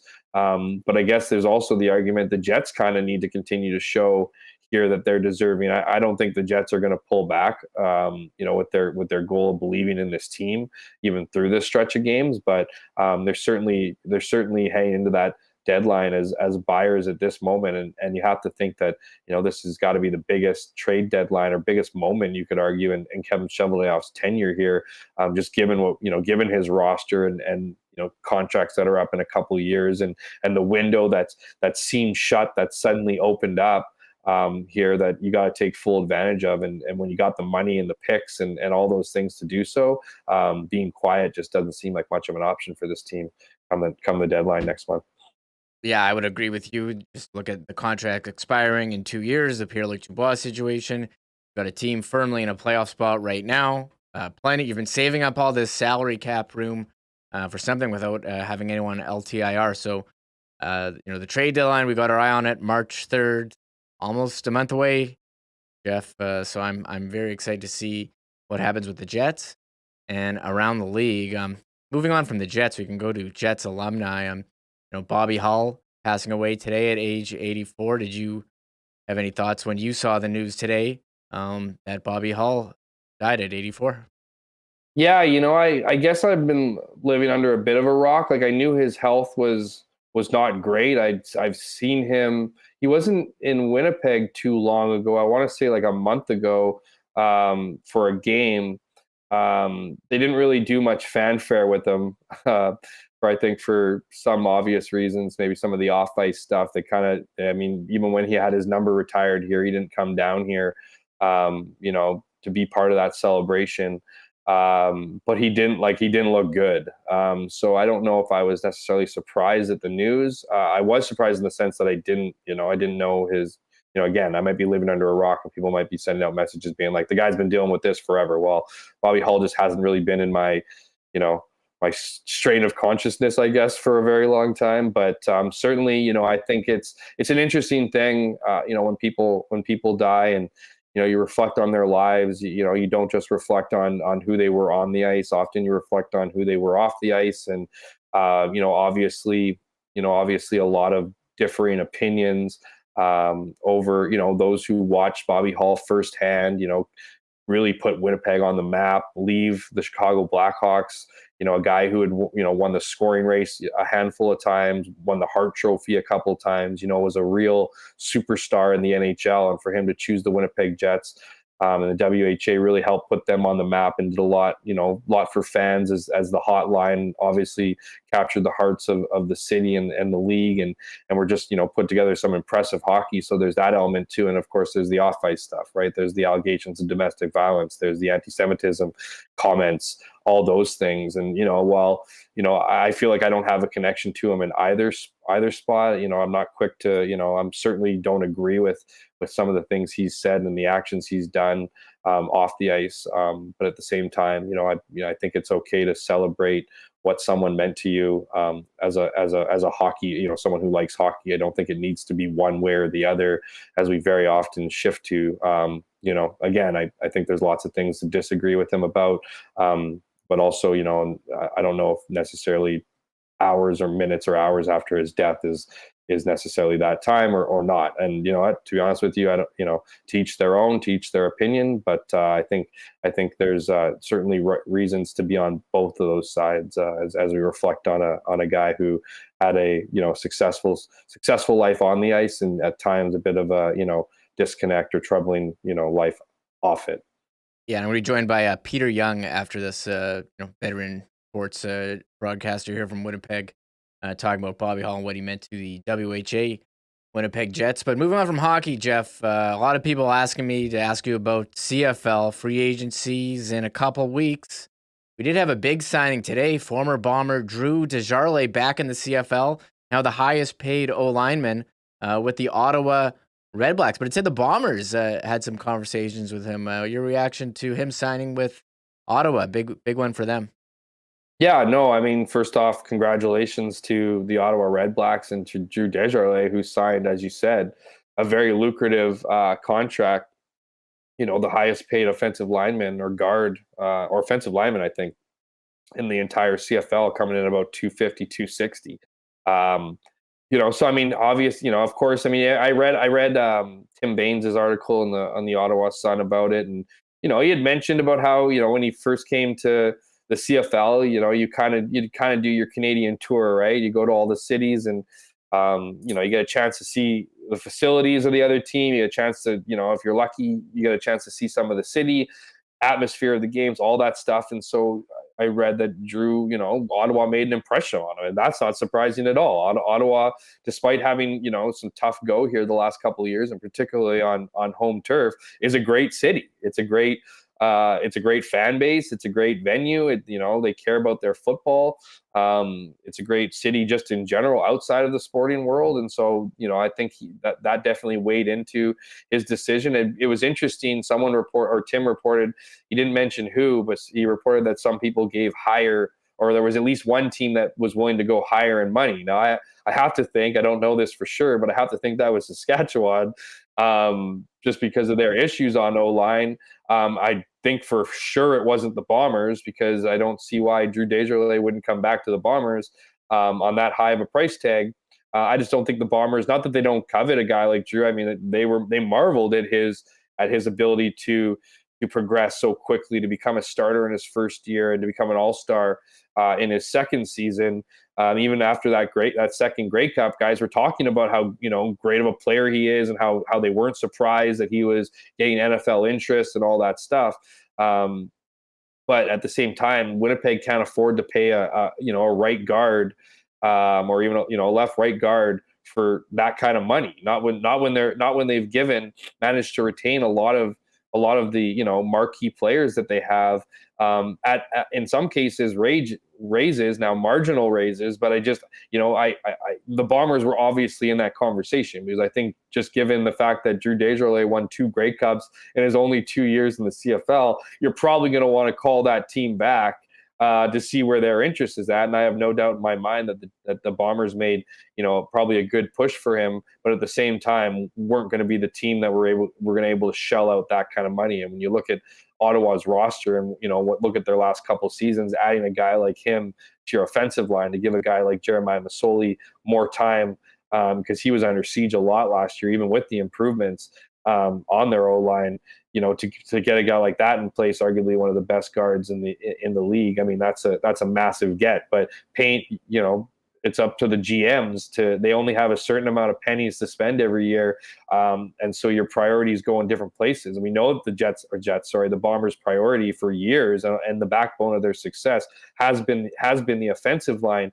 But the beauty of their success and their continuity has been the ability to convince players to come here for, you know, maybe a little bit less than market value. And Drew Desjardins signing for that kind of money, it's just, you know, I imagine it's just not in the Bombers' plans, and not in a place, you know, where you start looking, you know, across the O-line, guys getting paid significantly less. We all know word gets out about those contracts, you know, very quickly. So I just don't know if that would be a price point that Winnipeg would be all that interested in. But again, congratulations to Drew for finding a home. And I'm sure, you know, he's going to do a lot of damage for Ottawa, and as they try to rebuild and get back into the playoff picture after a couple dismal seasons over in the nation's capital. Yeah, we had, I don't know if it was after you were on, but Jackson Jeffcoat signing was announced last week. Are we waiting on any more names? Are we going to hear an announcement for Nick Dembski coming up soon? I see people in Alex in chat wanted me to ask you about Dembski watch. Yeah, you know what? I wrote this before, and it's nothing like, you look, Nick bleeds Blue Bomber football. Like, Nick Dembski is, you know, he's a committed teammate. You know, he cares. We've seen him evolve over the years, right? I think he really came out this past season really showed what he could do. He's still not a 1,000-yard receiver. There's still things about him that I think there's heights that he wants to reach, but he's got a ton of respect here and he's been getting paid. But I wrote earlier that if there was anybody I felt would test the market, and to each their own. And this isn't a criticism. This isn't like I felt Nick Dembski was, and I hate even using this word in the sentence because it's not at all what I mean, was somehow selfish for wanting to see what else is out there. I don't think that's not what I'm trying to sell here. I just had a vibe that, of a guy who maybe knows his value and wants his value to be reached. I could see a Nick Dembski, being interested to test the waters, right? And in this case, I think what's going to be, for Nick, especially if you've gotten this far down the line, right? We're talking about free agents here in 2 weeks, and we're talking about that open window, that tampering window in about a week or so, right? So I think if you've waited this long, if the Bombers have already spent what they've spent, you're kind of doing yourself a bit of a disservice to not see what other teams want. Now, the Bombers could easily up the ante, go after him, really put a full court press on this next week and give him what he thinks his value is. Because if we've seen, Nick Dembski's an incredible piece of this offense. He can score touchdowns. He contributes to the run game. He's obviously a big part of the air attack. He's a guy he's a Winnipeg native. He wears, his heart on his sleeve when it comes to his city and his province. I mean, there was definitely a feeling of unfinished business at the end of after losing that Grey Cup to Toronto. I mean, there's a lot of reasons for why Nick Dembski come back, but I also think as a guy who's getting up there in his career, he's not getting any younger. For a guy who maybe wants to see what else is out there, just to tickle at the idea of what his value is for someone who's been so committed to Winnipeg. To each their own. And in this case, I could be dead wrong. The Bombers could be announcing a Nick Dembski signing on Monday or today or this afternoon. I don't think I don't know where the talks are as of just yet. I got a column coming out tomorrow. I'm going to do a little bit more digging on those things over the next 24 hours. But I just think if you look at it being this long, if Nick Dembski really, really, really wanted to sign a contract in Winnipeg, at a fair price or a price, and the Bombers certainly want him, you'd think it would already get done by now. So, getting this close, I wouldn't be surprised.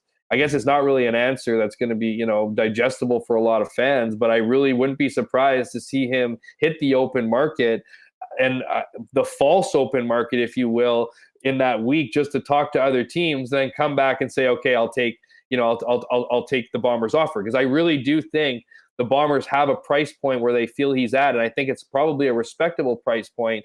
And then I think it's going to be up to Nick Dembski, going to be like, do I want to take an extra 15 or 20 grand maybe and go to a team, whoever that team could be, and what do they offer? What's their, what can I get for this money? How far will this go? Is this a team that's going to go far in the playoffs? So he's going to, I think that window there, that tampering window, allows players to kind of tickle that free agent interest and then decide when all of it's on the table. I could totally see a Nick Dembski press conference where he went and he gauged interest, but in the end, Winnipeg was always the team and this is the place he wanted to be. You just don't have those answers until you get them, and I think that's really what Nick Dembski is chasing at this point. Yeah, I'm not going to fault any player for trying to make as much money as they can during their short career. We're winding it down here, Jeff. We do have to touch on the CFL quarterback carousel. Bo Levi signing with the Ticats. We're about to see Dane Evans with Saskatchewan. What are they doing over there at quarterback? I don't know, man. I think this whole Bo Levi Mitchell stuff has been interesting to say the least. I mean, this guy went from a backup to kind of maybe his career was over, to maybe being in the TSN broadcast booth, and that was his future, to being this prized free agent who apparently hasn't gone through injuries and inconsistency over the last few years. And that's nothing against Bo Levi Mitchell. Like, I'm not trying to kick a guy when he's down, but the narrative prior to signing a 3-year deal in Hamilton was he was done. And so I don't know what you're going to get with Bo Levi Mitchell over 3 years in Hamilton. As a fan of the Canadian Football League, I hope he comes back with a vengeance and is incredible. But the likelihood of that happening, I just don't know if that's possible. And I know you asked me about Dane Evans in Saskatchewan, but it's just a testament to the quarterback talent in this league. I just feel like it's taken a massive hit. There's, we're much like they recycle coaches and GMs in this league. We've gone to a point where I think it's a bit tiring to recycle all these quarterbacks. I mean, Trevor Harris now, a big storyline about, is Trevor Harris going to go back to Montreal? Like, it wasn't a long time ago that Trevor Harris was kind of begging for a job in some ways. And so now we're talking about him being, is this the fit for him? I mean, Cody Fajardo, he's to me a backup quarterback. He's a byproduct of turning one good season in 2019 into $1 million contract over the next few years. I think he's got to be happy with that, how he handled all of last season. I can't think of a single team that would be interested in having him as a backup, let alone as a starter. And I know that's pretty harsh towards Cody Fajardo, but when you're talking about leaving a team with weeks remaining and wanting someone to want you, you've obviously bought into your own hype. And I think that's created by the machine out in Riderville that's put him on a pedestal from the moment he got there. He's fallen off that and he needs to figure it out. I don't know what's going to happen in Saskatchewan. I don't know why anyone, and this is nothing against Dane Evans. I actually like Dane Evans a lot. Before he went through a lot of his struggles, was a very, very high quality quarterback. I thought he showed glimpses of that last season, particularly against the Bombers when he fed them their lunch late in the year in Hamilton. It kind of was their crawl back to the playoff picture, which they managed to do, eliminating Saskatchewan from the playoffs. It just seems like, why would anyone in their right mind want to go to Saskatchewan under a lame duck GM, under a lame duck head coach, under a lame duck OC, and where was once a proud organization to go to. It's one where you're kind of, you don't like, especially in the West. I mean, where is Saskatchewan fit in the West next year if you have Winnipeg, BC, and Calgary all seemingly getting better, and an Edmonton team that, I get Chris Jones may not be the same magician as he was in the past, but you can't think that they're going to get much worse after last season. So I just think this whole quarterback situation, it's certainly interesting, but it's a bit of an S show. Just based on, who are the high-end guys and where they're going to end up. It's going to be a fascinating rollout here, and I just think you're going to see, the cream of the crop rise in the Colaroses and the, I think Masoli has a potential to come back and bounce back, but he's coming back after another serious knee injury. We'll see what kind of mobility he has. That's the bread and butter of his game. He's got a good arm, but it's happy feet and quick feet that make him such a dangerous weapon. So that's just a roundabout way, Remo, of saying the quarterback situation in the CFL is a little bit of a tire fire, and hopefully it cleans itself up here over the offseason. And, we're talking about how guys are having bounce back years rather than continuing to fall in their play, as we've seen from several veteran QBs in this league. Yeah, free agency opens February 14 at 11 a.m. So we'll keep following the offseason hot stove there. Thank you so much, Jeff, for coming on, talking Jets, CFL, and we'll look forward to you and Hustler stepping back in the cage next Monday.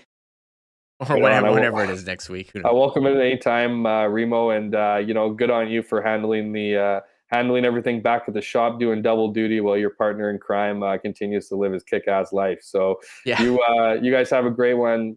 Comment section, have a great one, and we'll see if the Jets can't get back on track tonight against St. Louis. Hopefully. Thank you so much. Thank you so much, Jeff.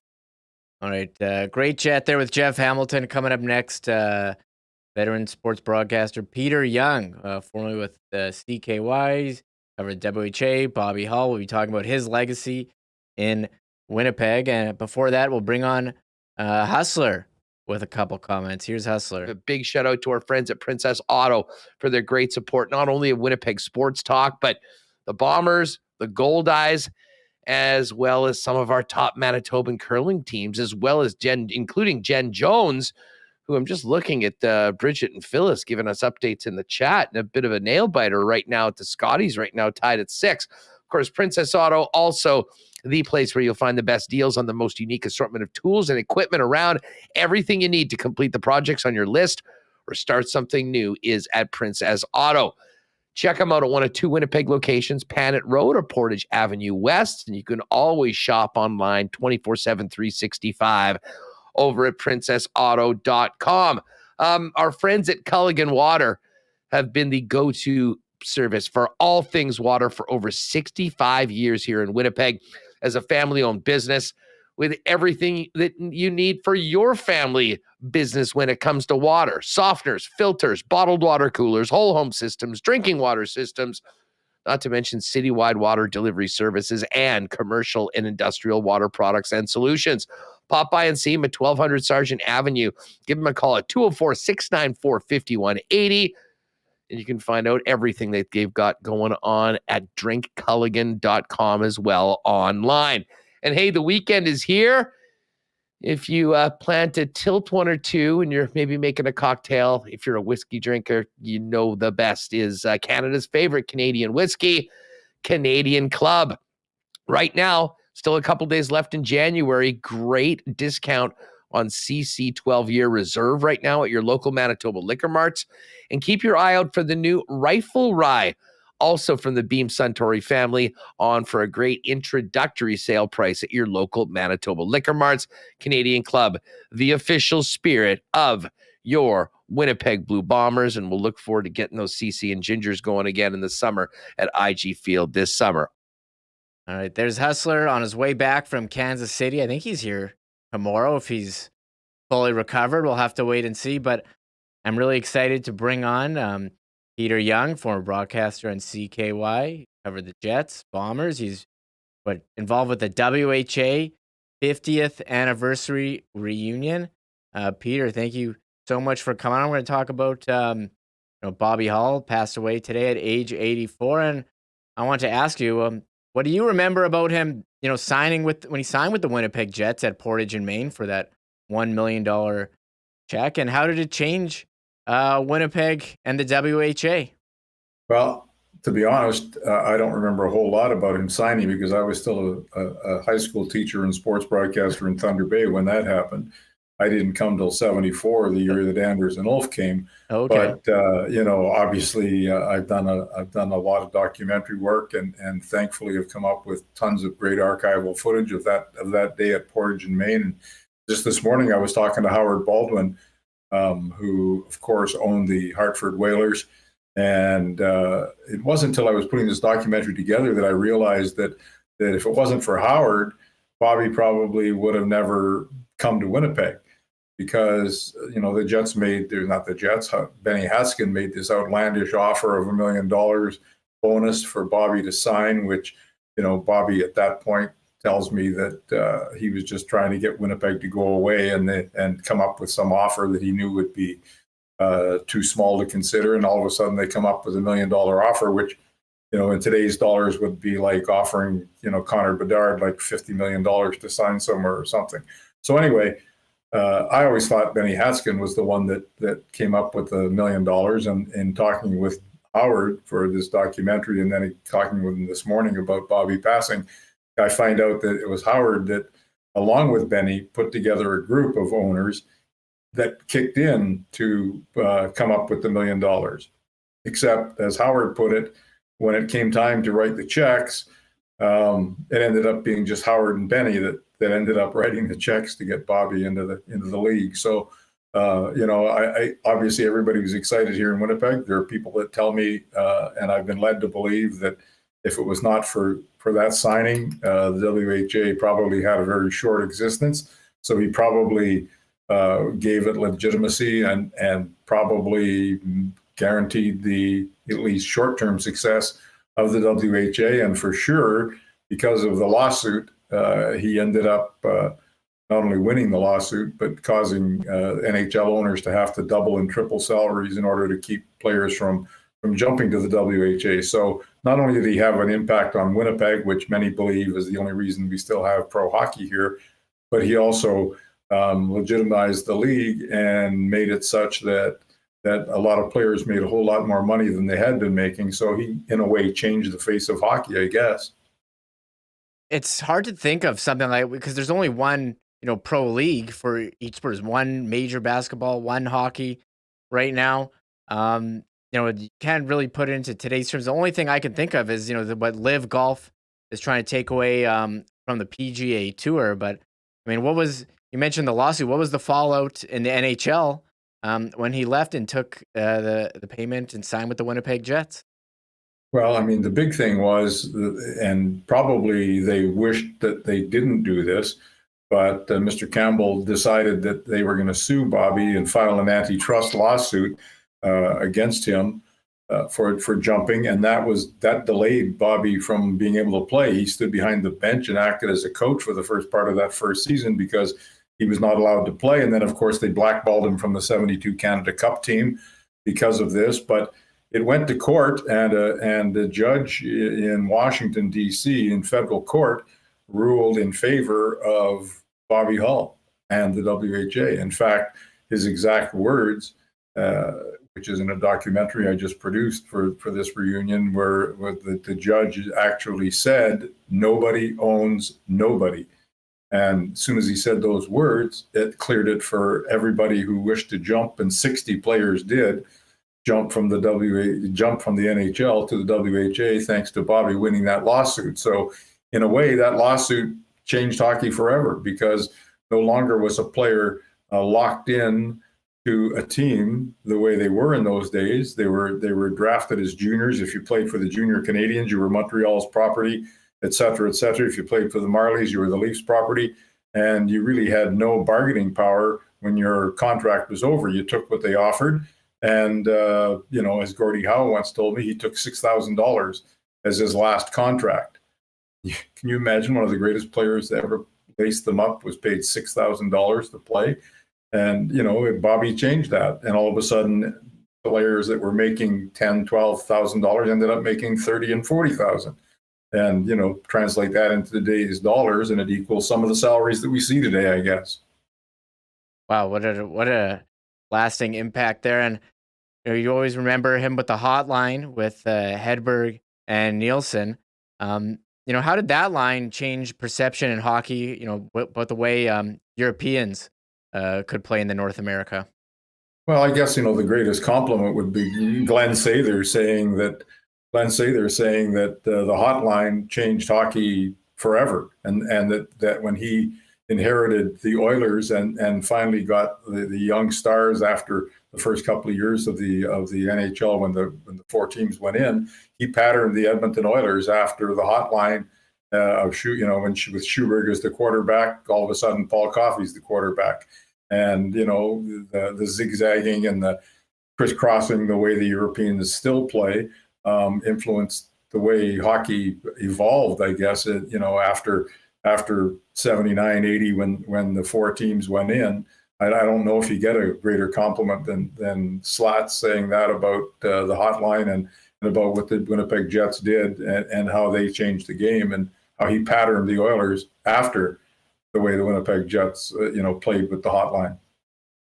You mentioned the 50th anniversary documentary. Can you tell us more about the documentary that you've been working on? Yeah, sure. You can watch it on YouTube anytime you want. In fact, I'll send you the link as soon as we get off the air. But I put together like a 25-minute documentary for the reunion, and it goes into great depth with Bobby about him jumping and why, and all the obstacles that were put in his way. It also includes interviews with Gordie Howe, Mark and Marty, some hilarious stories from Mark and Marty about their dad and how he was their protector on the ice, and then a tribute to some of the most famous players that played in the league. And first of all the highlights of every Avco Cup championship, and then a look at Andre Lacroix, the leading scorer, Alton White, the first black player to play in the WHA, Dennis Murphy, the founder, one of the founders of the WHA. So it's about 25 minutes long, which is a little bit long, but I'll send you the link and hope you enjoy it. You can use it anytime you want on the air. Of this video. And yeah, thank you so much for taking the time to join. And do you have any other lasting memories of Bobby Hull and his impact on Winnipeg that you want to share? This one right here. Okay, why that number? Why that jersey?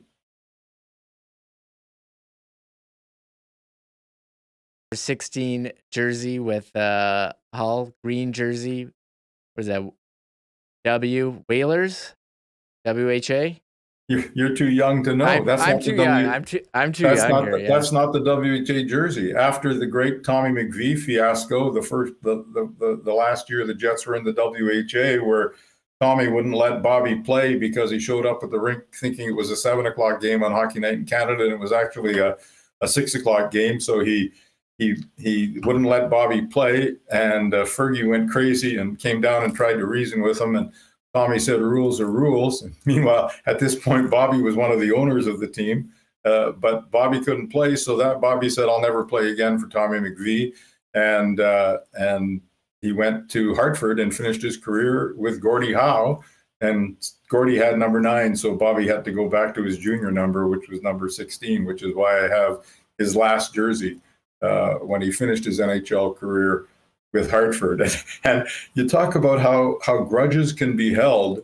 At the reunion, Tommy McVie was the guest speaker. And I would like to say Bobby walked out, but he was in a wheelchair. So as soon as Tommy got up, Bobby asked Anders to wheel him out, and that was it. Bobby left the banquet and never did hear Tommy's speech. So that shows you how long you can hold a grudge. And here, I'll throw out the picture that you sent me of the reunion there. There's Bobby right in the middle. Bobby right in the middle, and behind him myself and Greg Bowden, the two guys that helped put it on, and all the players that showed up. Man, it was spectacular. And I'll tell you the stories. Thank goodness we recorded. Jeff Kurbison, who you know, former Free Press writer, author of The Hotline, famous author in town. He and I did interviews with every single player that was there. And so we stretched it out and got 20, 30 minutes on tape of every guy. So stories that hard to reconcile with. There's Gordie and Bobby back in the first year signing autographs. And I've got a great autograph story for you about Bobby. Bobby, if you knew him or ever at a signing with him, Bobby took 3 minutes to do an autograph. Every single autograph was exactly the same. There was never a scrawl. Every time he did an autograph, it was the exact same slow. You can see it on the shirt behind me. He took his time. Bobby Hull, every time exactly the same. Hall of Fame, 1983. Of course, he didn't put that till after 83. So we're having a Jets training camp in Sweden, Finland, and Czechoslovakia. And we're playing at a rink in Stockholm, practicing a day after a game before we went to Gothenburg. And we end up coming out of the rink after practice. It's a school day, and yet there's about 500 kids surrounding the team bus. And they're all there to get Bobby Hull's autograph. And so Bobby starts giving these kids autographs, and we all get on the team bus. And after about 20 minutes, we're all like, I'm not me, because I was just a broadcaster. I'm not going to do this. But some of the players are saying, Bobby, come on, let's go. And Bobby's still out there signing. And finally, after 30 minutes, the late, great Teddy Green stands up and yells, let's go. And I thought he was talking to the bus driver. No, he was talking to the players. And we all got off the bus and we all walked a mile to the hotel. And an hour and a half later, the bus pulled up with just Bobby, because he wasn't leaving till every single kid got an autograph. And that's the way he was. You know, there's been lots of negative things said about him today, but one thing is he always looked after fans. He always looked after the kids. Very few people realize how much his charity has done, the Bobby Hull Foundation for Children. And so, I can understand why some people post negative things about him, and that's just society today. But I think the good outweighed the bad as far as Bobby was concerned. Sent me some great pictures here. Here's another one with Gordie Howe and the banner raising. That was 1989, the day after his banner was raised in. Gordie flew in. Abby McDonald was here, of course. They came on the set on CKY, and those two guys were great friends and great pranksters. They pulled more pranks on more people. One of my first games I broadcast on the WHA in the old arena. The press ball, the benches were on the opposite sides of the rink, believe it or not. And so we did our cameras were on the Houston side of the rink, and we're doing our stand-up opening to the broadcast, and the players are skating around, getting ready to start, and I'm in the middle of introducing the show, and all of a sudden Gordy skates by, and he had a whole blade of snow on the blade of his stick, and he just dumped it on my head right live on air. So that's the kind of things these guys did, and the very first time that my dad came to town to Winnipeg, first year that I was here. We grew up in Thunder Bay, and my dad was a huge Detroit Red Wing fan because Alex Delvecchio came from Thunder Bay. And so Gordie Howe was God to him, as was Bobby. And so I said to my dad, you want to come to the pregame skate? You might get a chance to see Bobby Hull or maybe even Gordie Howe when they're on the ice. And so previous to this, Bobby and I had set this whole thing up. And so now I come walking down the tunnel at the old arena, and it's after the Jets have skated, and so the Zamboni's going around, but Bobby's still on the ice. He's way at the other side where Gordie's standing, and they look over, and on cue, they both just take off like a shot across the red line, kick up snow, 2 foot stop, snow all over my dad, drop their gloves, put out their hands, shake their hands, say, Harry Young, we wondered when you were going to come and see us, type of thing. So they did that kind of stuff all the time, just two of the greats. Some great pictures that you shared with me. Thank you so much for coming on and sharing your memories, Peter. We appreciate it. And I know people are enjoying your a hoodie for WHA 50th anniversary that you're wearing. And not only do we have this still available on our website, but eventually Huss is going to come back to town, I imagine, and we'll send you the link to that video, and if he ever shows up on the set again, you're welcome to use as much of it as you like.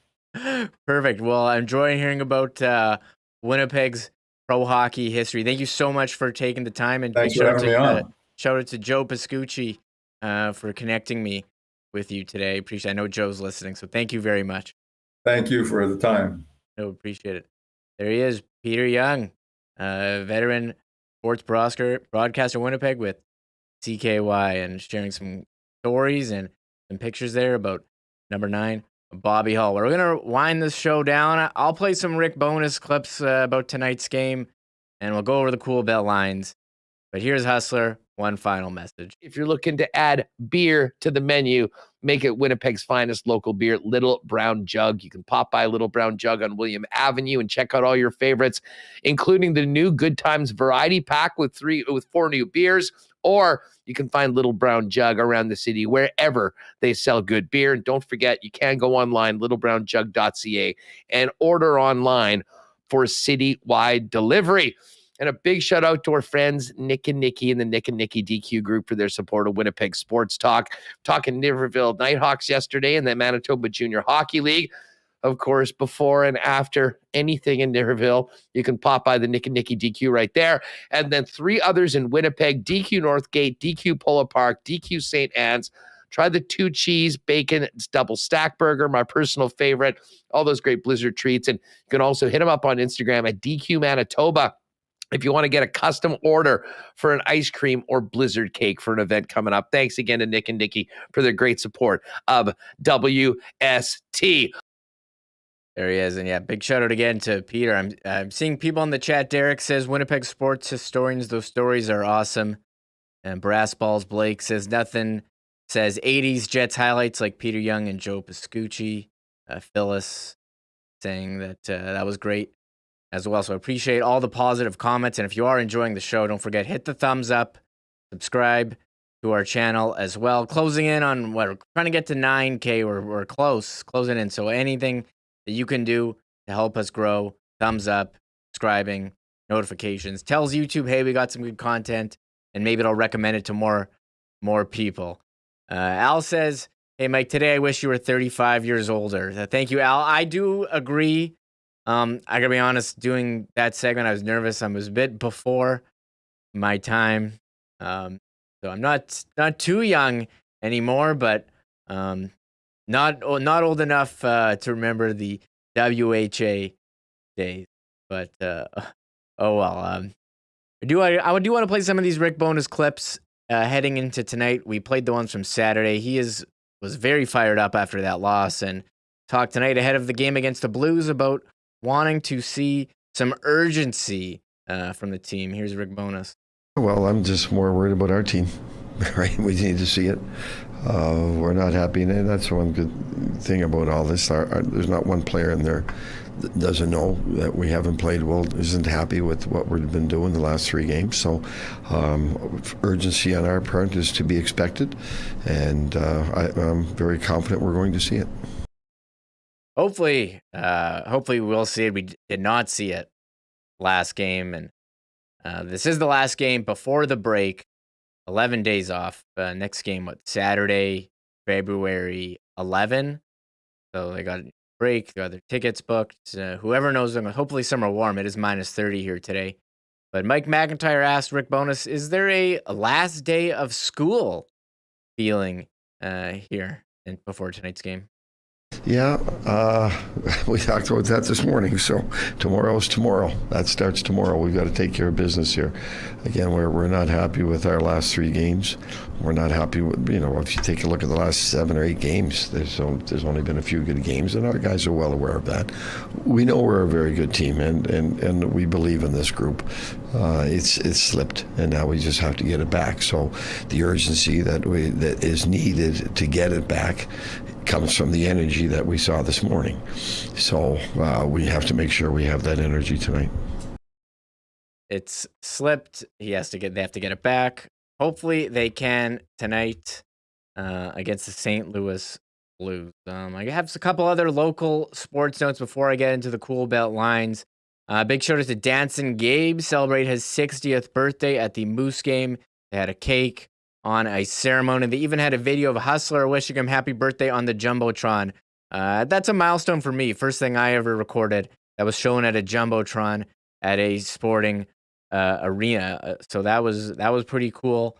To see that type of celebration, the outpouring of support for Dancing Gabe. I remember being a kid going to games and seeing Dancing Gabe, and I saw Dave Manouk on Twitter from Illegal Curve tweet out that Dancing Gabe wears 91 because that's when he started. And I do recall him being such a Winnipeg legend. So very cool. Other notes, Goldeyes broadcaster Steve Schuster announced on Twitter that he's accepted a job as a data analyst with the New York Mets minor league affiliate, the AA Binghamton Rumble Ponies. What a name, the Rumble Ponies. And he's going to be allowed him to be closer to his family. Shout out to Steve Schuster, took over for Paul Edmonds, was named Broadcaster of the Year in the American Association by his peers. He will definitely be missed. That's 2 big losses off the field for the Goldeyes and Rick Forney and Steve Schuster. So all the best to him. Team Jennifer Jones, who Hustler had on this summer with her new team and Mackenzie Zacharias, they punched their tickets to the Scotties winning the provincial championship on the weekend. The other Manitoba teams will be there. Carey Einerson as Team Canada, last year's winners, and Caitlin Law's team, formerly of Team Jennifer Jones. I think she'll be in as one of the wild cards. So shout out to Team Jennifer Jones. And I'll go over the Coolbet Lines. Only one game in the NHL tonight. This Jets Blues game, wonky schedule. The Jets big favorites. As I bring it up, 1 second, my bad. Here it is, and we'll go over those Super Bowl. I didn't even touch on the football as well. I know Hustler probably won't be stopped talking about football, but the Jets minus 214 favorites, over under 6 goals. If you want to do a prop, maybe you'll pick a goal scorer. How about, Kyle Connor plus 131. Best odds, Mark Scheifele 165. Dubois 171. Those are some interesting ones there.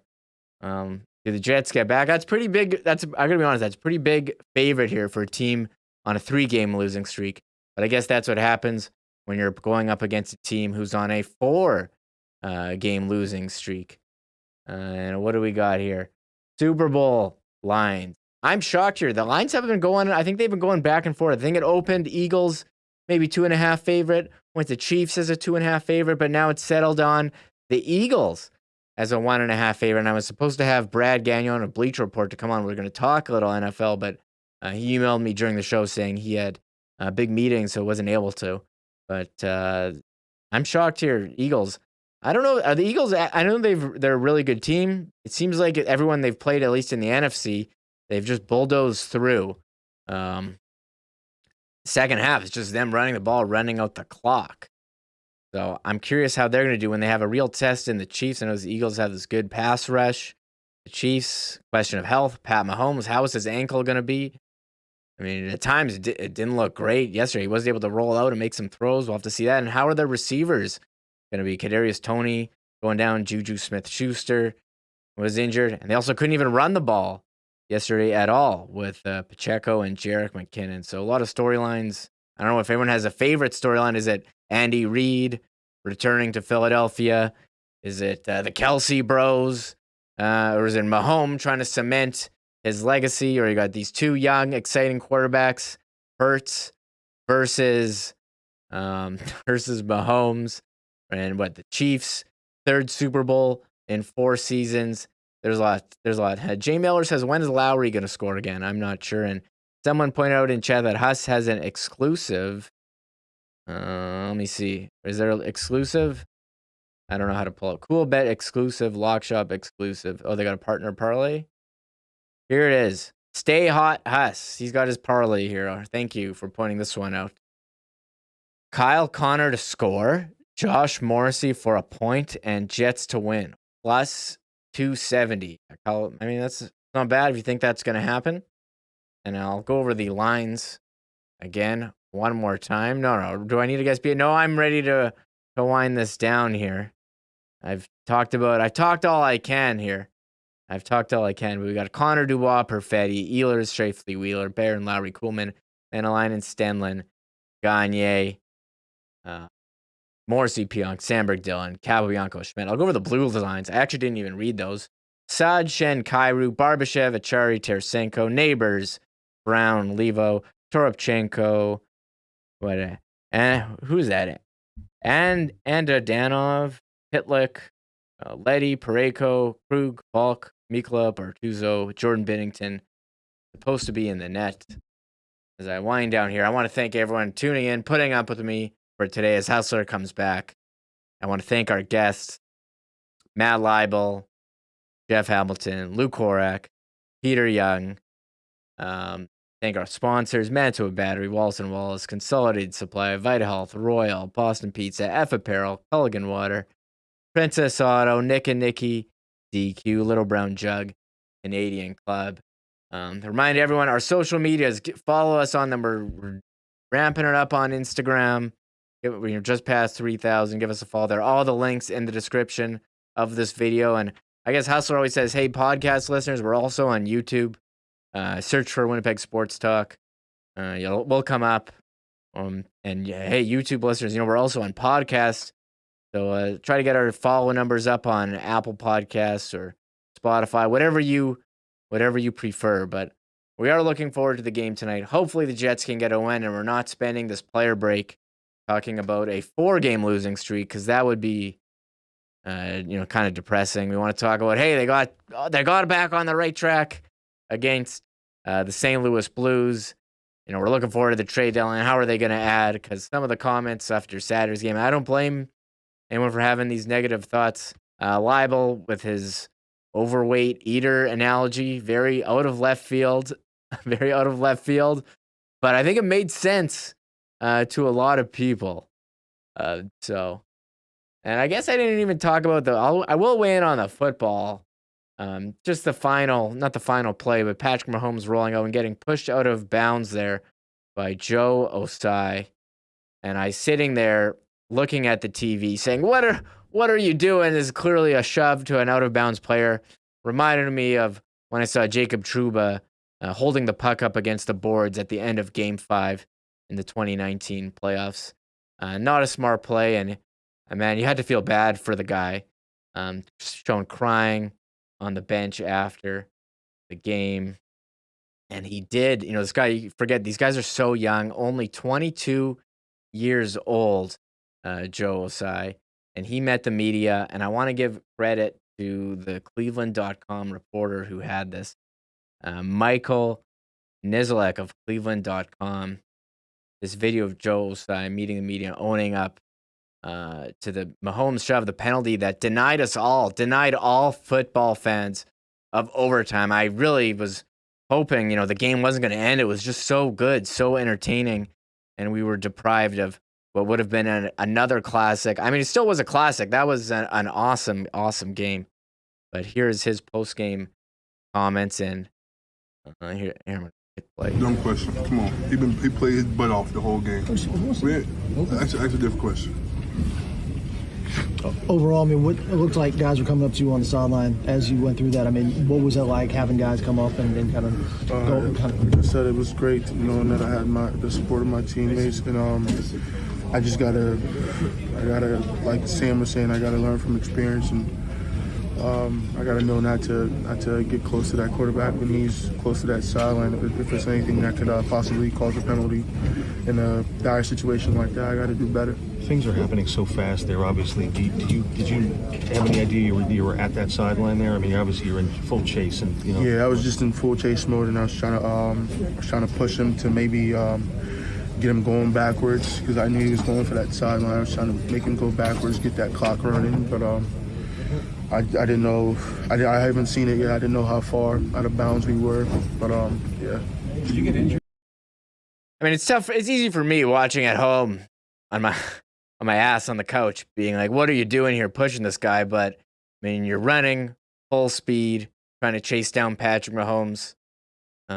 Maybe you're not really aware where the sideline is. Maybe it's something you should be aware of. I've never really played football. I've watched a lot of it, but I mean, that's a tough post-game interview, and had one of his teammates there staring down reporters, asking maybe too tough questions, or maybe inappropriate questions. A guy really clearly going through a tough time, and there was a clip of one of his teammates screaming about, why would you touch the quarterback basically ever, because you can't. I do feel bad for that guy, but as Leibl mentioned, I mean, they had chances. The Bengals, they had 2 opportunities in the fourth quarter to make a drive, and they were not able to. So look, penalties happen, and that would definitely was one, and it's just a tough penalty to take at a really tough time. And I guess I have other people in chat asking me to comment on the Royal Rumble. I mean, the Jets game, I had to turn it off. I had to turn on go second screen for the Royal Rumble. I was kind of surprised that the Royal Rumble match was the first match, but Cody Rhodes taking it down, and this is why you don't tape sports. So I actually forgot. Hustler mentioned all his picks here, and I really forgot. And I texted him after the Royal Rumble, did you take Cody Rhodes? And he didn't get the hint that Cody Rhodes won. He goes, no, I took Sami Zayn. Don't ruin it for me. So I don't know if he was having too good of a time watching the Jets game and didn't really follow that I had spoiled it for him. But again, that is why I do not tape sports. At least don't tape them and go through the effort to avoid and try, have any hope at all that you're going to avoid the outcome, because it's not possible. You're going to have dopes like me texting you about the outcome of the event you taped. And Mo Trucka says the Logan Paul moment was huge. That guy's a legit wrestler. He came in. That was a pretty impressive meat in the air clothesline. Was that with Ricochet? I forget who that was with. I could be on my WWE knowledge of the current product, not up there, but I did tune in. I mean, how do you not tune in to the Rumble? That's set up for WrestleMania. We'll have to see what happens if The Rock comes back or something like that. So again, had to touch on just another one of those sporting events from the weekend. There was a lot to get to. So thank you everyone who came in, tuned in. I thank the sponsors. I thank the guests. I thanked all the chatters. Appreciate everyone who came in. Today, hopefully the Jets can get a win. We can have another positive show tomorrow, because it's kind of like kind of rough here after losses. I know Kenny and Randy talk about that as well. So again, Hustler will be back tomorrow. Thank you again, everyone, and we'll see you later. Bye-bye. Oh my God! Oh! Shut it down! Let's go home! Thanks for tuning in to Winnipeg Sports Talk Daily. Make sure to subscribe on YouTube and your favorite podcast feed at winnipegsportstalk.com.